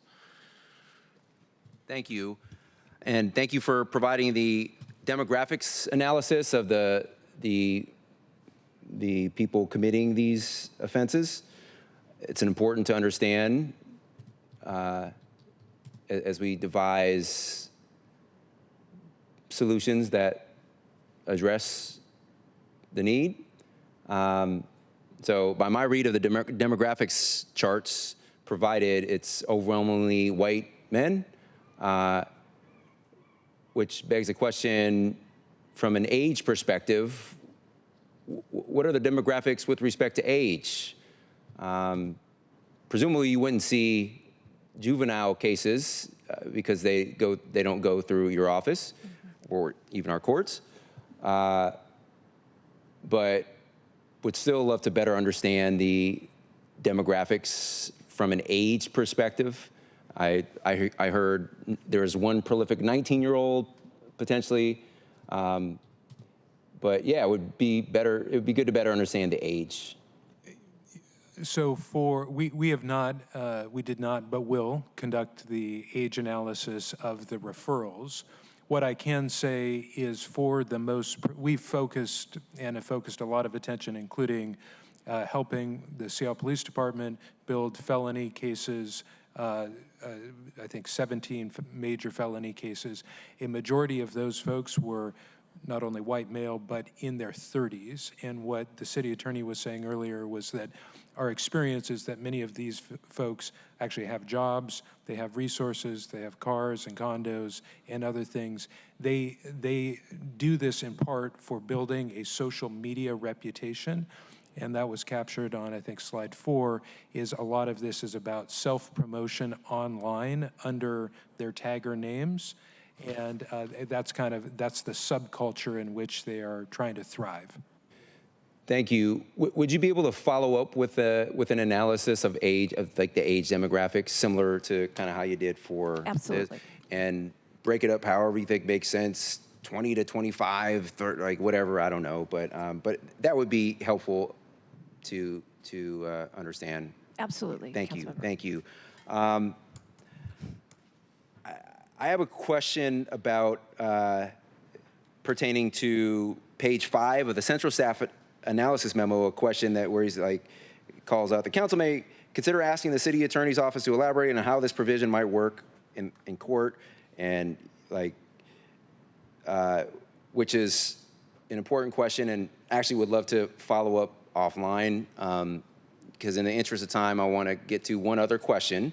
So if you all wouldn't mind, it's contained in that last paragraph, that last sentence. There's a question about how that provision would operate in court. Would love to get more clarity around that. But in the time remaining, I will say, can you talk a little bit more about the fine amount? I note that it's $1,000 per violation. What factors inform that determination of $1,000? Did you think about compounding or escalating fines for subsequent violations, for example? Can you talk a little bit more about how that specific fine amount was set? Well, we looked at other municipalities, again, that have used this type of a strategy, was our starting place. And again, looking at the ones that are large pieces, they are costly to remove. So this seemed like a good round dollar to start with. And we just wanted to have it be as straightforward as possible. But again, costly because it does cost us a lot to contend with. We're here having to discuss it because people have chosen to engage in this destructive behavior. So that's the most, unless my deputy wants to add some more. Key to this, as the city attorney said, was kind of a guidepost based on what other cities did, what other fines the city imposes for other problematic conduct. But in addition, I would say it's a $1,000 fine per violation. So imagine a significant graffiti tag on the side of the freeway, a billboard, on a light box, and in addition, we would add on top of that the costs of abatement. Sometimes those costs of abatement can be $3,000, $5,000, $10,000. So just for that single graffiti tag, it would be $1,000 plus the cost of abatement from the city. So that could end up being, again, upwards of $5,000 to $10,000 per graffiti tag that we're actually seeking judgment on. Thank you. And I note that I've learned that conversations with you all and SPD and others that it's not necessarily, when we're talking about graffiti, it's not necessarily the spray paint itself that is the most problematic. It's those etching tools. Most spray paint can be removed fairly easily with chemicals, But the etching tools that really sear and damage the material and corrode the material, whether it's glass or, so like walls of some sort, that's what really creates the most harmful damage. So in any event, thank you for entertaining my questions. No further questions or comments, Chair. All right, thank you, Vice Chair. Council President. So I have to say, I have been looking forward to casting a hell yes vote on this legislation ever since you told me about this, which was a long time ago. And because I think of this as graffiti prevention, and it's extremely important. I have to say that I care less about the $6 million that graffiti vandalism removal costs the city, and much more about the time, effort, and cost to small businesses to remove it, because that is the law. And as a small business owner, I know that it takes a long time. One single tag, over and over and over again, very frustrating. And I will have you know that also graffiti is the single most common complaint in my inbox. Again, I'm a citywide council member, and so that's a lot of complaints about graffiti. So this will be extremely welcome. So I just applaud and thank you so much, City Attorney Davison, for providing us with a tool to deter graffiti vandalism, which is so important. And it also seems to be through a civil infraction, which seems, I'm kind of cluing into a pattern. It seems to be an approach that you've taken or that you're specializing in. And it really does, it matters because there has to be something that makes people think twice, that, the likelihood of having to pay. I mean, how many of us don't speed because of the ticket they might get? In any case, thank you so much. You know how I'm going to vote. Just wanted to say thanks. Thank you, Council President. Oh, I also have to say I would like to be a co-sponsor of this legislation. I think you are. Yes, Council President. Thank you. All right, again, in the interest of time, you weren't here for chair comment. I went at the 18-month mark, highlighted the connective tissue, that's binding these public safety challenges. One of them is graffiti, and that's why it's Pillar 4. So thank you for this. I said that thank you, City Attorney Davison, earlier, but appreciate your work on this and the collaboration with the council and specifically this committee on a whole host of issues, to include the next one. And before I move to the next one, I did want to also thank, you mentioned the graffitis are Mr. Jackson and the team that does a lot of that work and does a lot of that documentation. That's important work. So thank you, Mr. Doss, for raising that point about the team that's really working hard to work this graffiti issue, and potentially they may get some help. All right, with that, thank you very much. We'll move quickly to the third item of business. Will clerk please read item 3 into the record? Council Bill 121006, an ordinance relating to chronic nuisance properties, allowing under certain circumstances an off-property nuisance activity to count towards determining that a property is a chronic nuisance, amending sections 10.09.010 and 10.09.030 of the Seattle Municipal Code. Thank you, Clerk. Thank you again for joining us, City Attorney Davison and Deputy as well. Welcome, Deputy Mayor Burgess and Director Noble from Central Staff. We'll go into this. I recognize we're running late. I indulge the patience of my colleagues. It's important. We have a very busy committee schedule, basically through the rest of the year, so we'd like to keep things on track. So thank you, and over to you. Thank you very much, council members. My presentation will take less than 2 hours.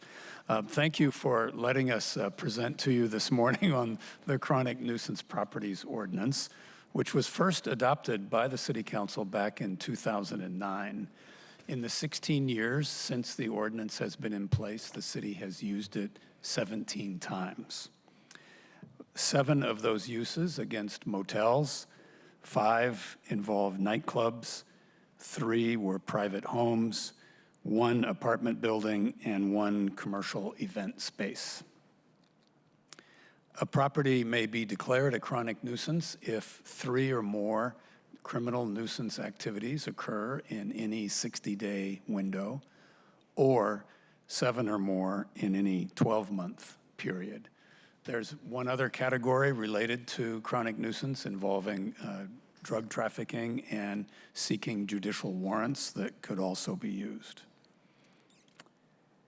This ordinance has been a vital tool in addressing serious criminal behavior at specific locations in the city, places that cause great harm to people and the adjacent neighborhood. The city has carefully and effectively used the ordinance to stop criminal nuisance activities. As currently written, the nuisance activities must occur on the property being evaluated, but sometimes these activities with a direct nexus to the property occur nearby, and that's why we're proposing these amendments. Next slide, please. This is a list of the current qualifying criminal offenses that can be used in considering whether or not a property is a chronic nuisance, and you'll notice here that the majority of these offenses involve crimes of violence. The chief of police is authorized in collaboration with the city attorney to declare a property a chronic nuisance and then to negotiate a corrections agreement with the property owner or the person in charge of the property. Once the chief's declaration letter has been sent to the property owner, they have 7 days to respond and work on this corrections agreement. Penalties for non-compliance can be up to $500 per day. There's also a provision for a one-time $25,000 penalty. The police chief's letter declaring a property a chronic nuisance documents the activities that led to the declaration and explains the process that the property owner or person in charge needs to follow. Correction agreements typically require mitigation steps, such as adding lighting, advanced training for security staff, trash cleanup, vegetation removal, enhanced fencing, better screening for weapons, or other actions designed to stop the chronic nuisance activities. Property owners are usually very quick to comply, and the city has never had to go to court to enforce a corrections agreement. The ordinance includes due process protections that have worked well to protect property owners' rights and have, as I mentioned, led to these correction agreements. This next next slide rather, looks at the most recent 5 uses of the ordinance. There have been 5 applications in the past 5 years, and they're documented on this slide. The 3 motels in 2020, 2023 were closed and were not allowed to reopen until the corrections agreement was satisfied and the property passed a city inspection. The private residence in 2021 involved a family member with significant mental health challenges. The family was able to successfully move this individual to an adult care home, and then they sold the house.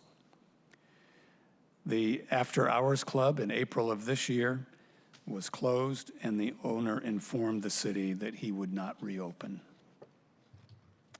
So to the amendments themselves, the first adds liquor violations to the list of offenses that can be considered when a property is being evaluated. And this change addresses after-hours venues and other establishments that continually violate our city and state criminal laws related to alcohol. The Second Amendment allows off-property nuisance activities to be considered when determining whether a property is a chronic nuisance. But those off-premise offenses or activities must meet a 3-part test. They must occur adjacent to or in proximity to the property. They must involve a person associated with the property, including guests, and specific facts and circumstances must establish a nexus between the nuisance activity and the property. This is not unusual in Washington state. Bremerton, Everett, Fife, Renton, Spokane, Sunnyside, and Tacoma all have the ability to analyze off-property instances when they're making a determination of chronic nuisance. Next slide, please. We conducted stakeholder outreach regarding these amendments. We did this with the Washington Nightlife and Music Association, approximately 40 individual owners of nightlife venues.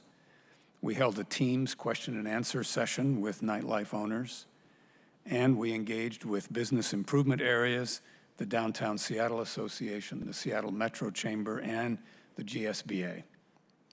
We also had discussions with our 3 professional sports stadiums. We heard 2 things in these conversations with stakeholders. The first was, they all told us, we understand why you are seeking these amendments. And then some shared with us, we're concerned with how the city will enforce the new ordinance. We answered the concerns about enforcement by pointing to the history of the ordinance, being used only 17 times in 16 years, and the 3-part test that must be met. We also reminded stakeholders that multiple nuisance activities must be documented within specific time frames. This is not a one-off situation. This ordinance is used when properties present a consistent threat to public safety. In every previous use, there has been a pattern of criminal behavior that we would all agree caused grave harm. These were good discussions with the stakeholders, and I reminded them, most of whom were from the nightlife and music sector, that this ordinance has been an effective tool to protect and strengthen the city's nightlife environment by addressing irresponsible property owners and venue operators. At the end of these stakeholder discussions, no one expressed opposition to these amendments. Thank you, and we're happy to respond to any questions.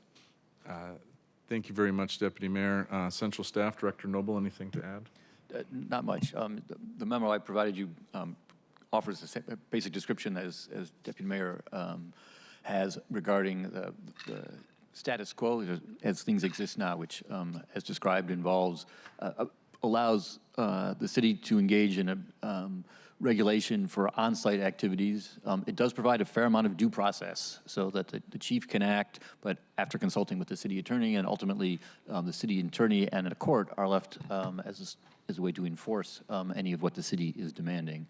Again, and it is an authority that has been used relatively infrequently. The proposed amendments expand that authority. With respect to alcohol, it feels to me like that's not a significant expansion, and is obviously targeted towards venues that are serving alcohol either after hours or inappropriately altogether.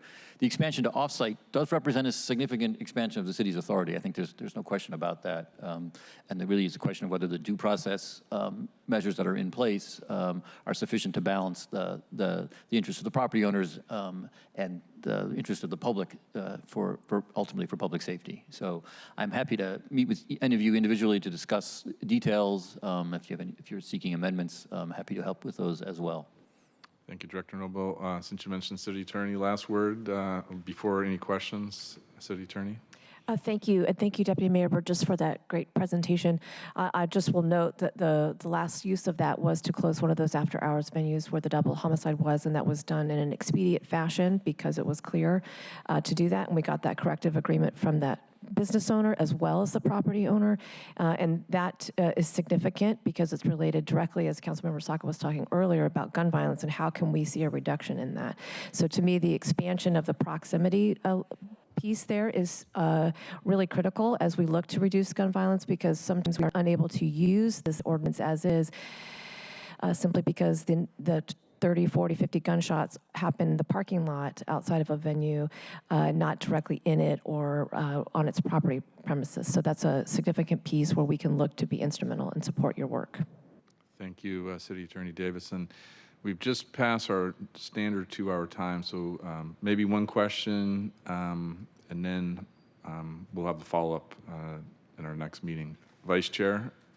Thank you, Mr. Chair, and I don't have any questions. I do have some brief remarks. First off, just want to thank Deputy Mayor Burgess for being here. I want to thank the mayor's office for proposing this smart piece of legislation.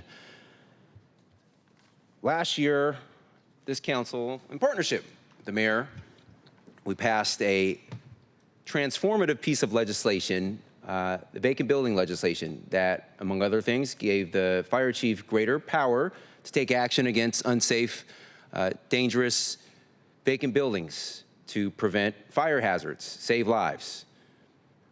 It had, among other provisions, a summary abatement provision, allowing for summary abatement of buildings under limited conditions, but at a high level, it gave the fire chief greater powers to take stronger action. And as the chair noted in his chair's remarks earlier, it's working.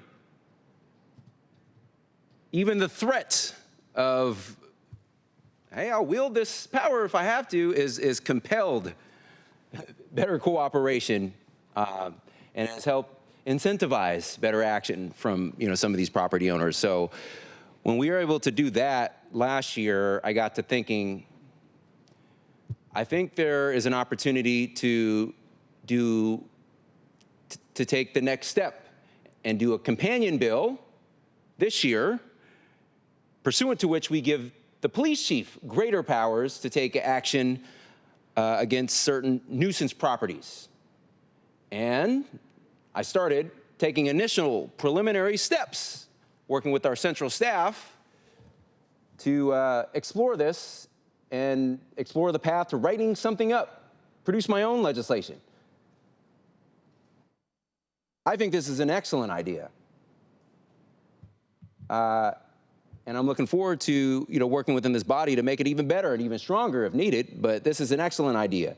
And again, I view this as the next logical step in giving our chiefs the requisite authority they need to effectively carry out their important public safety mandates. Maybe next year we'll potentially look at giving the care department chief greater authority to carry out their and do something similar. But in the absence of collective bargaining changes, I don't see a path there. But who knows? There might be a there. But this is a smart thing we can do to give our police chief and our department better authority to take action. When one of my constituents was here earlier today testifying, Aaron Goodman from the Soto BIA. My district is heavily impacted by some of these incidents, and it's not just Soto, it's Pioneer Square. Earlier this year, multiple gunfire incidents after hours spilling over into parking lots this year already. And folks from the Residents Council called me up, let me know that they're concerned about this. And it's not just the establishment itself, it's like the parking lot, adjacent activity, and the let out.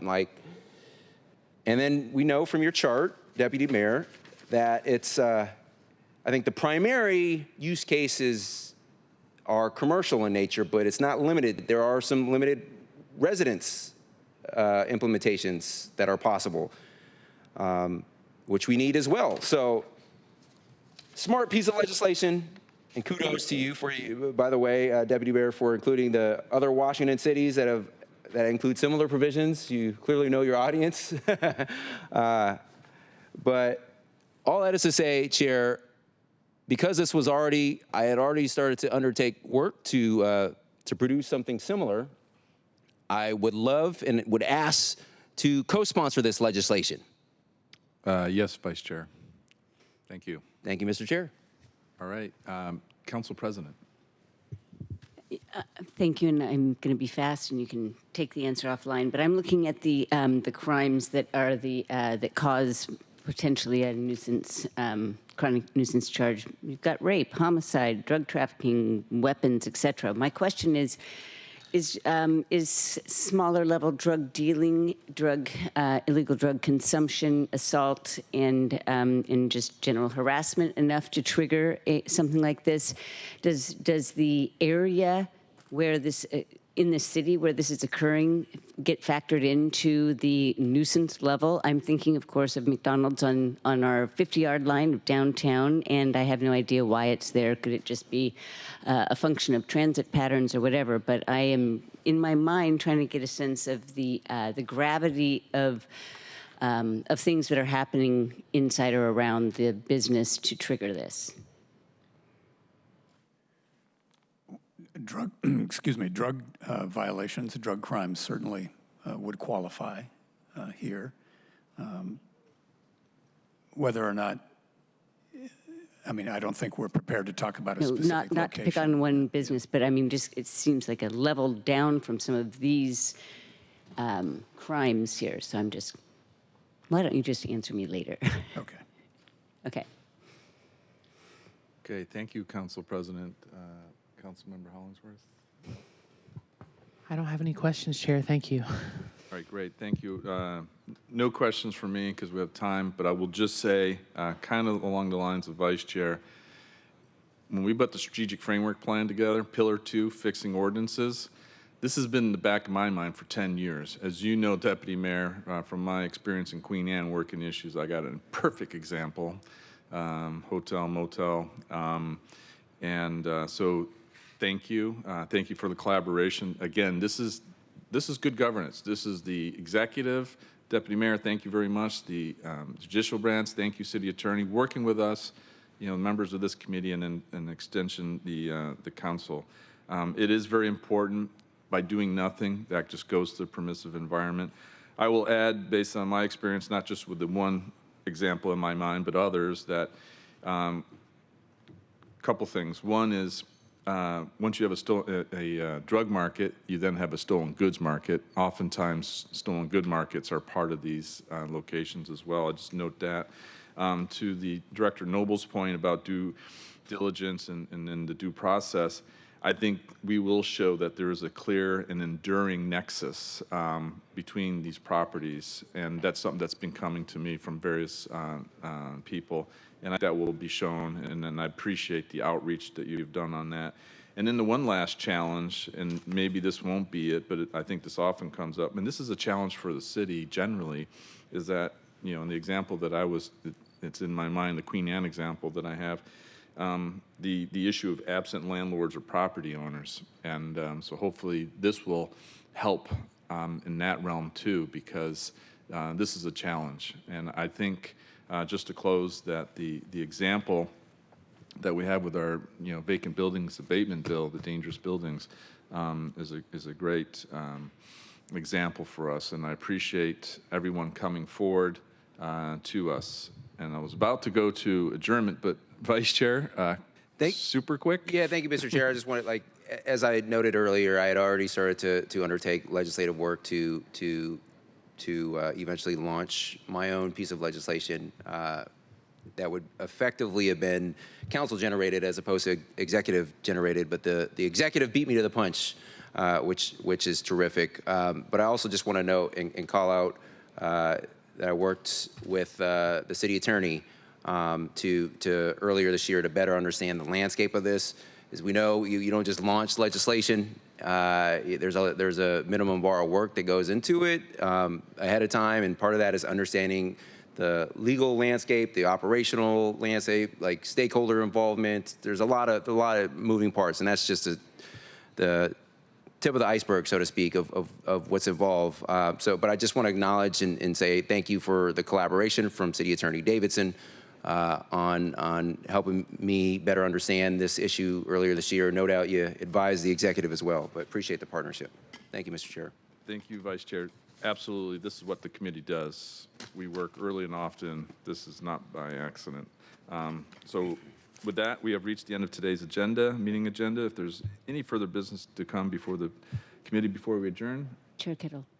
Yes, sorry, Council President. It's okay. I just raised my hand. I do have a piece of other business, and it's I'm raising it on behalf of Aaron Goodman, who was here earlier, director of the SOTO BIA, and it gets at this issue of enforcement, how our laws take place in the real world. And she has been commenting on the other nuisance legislation that we have concerning businesses. And she just wants to note that the Liquor Control Board and FAS don't have the capacity to be watching out for illegal activity during peak hours of 2 and 5. So we need more city and county levers. One thing she mentioned was more, and we can keep this in mind when we're operationalizing this should it pass. More city consultants are needed with, consultation is needed with neighboring businesses, not just the LCB, in terms of where the illegal activity is taking place and which businesses are operating illegally.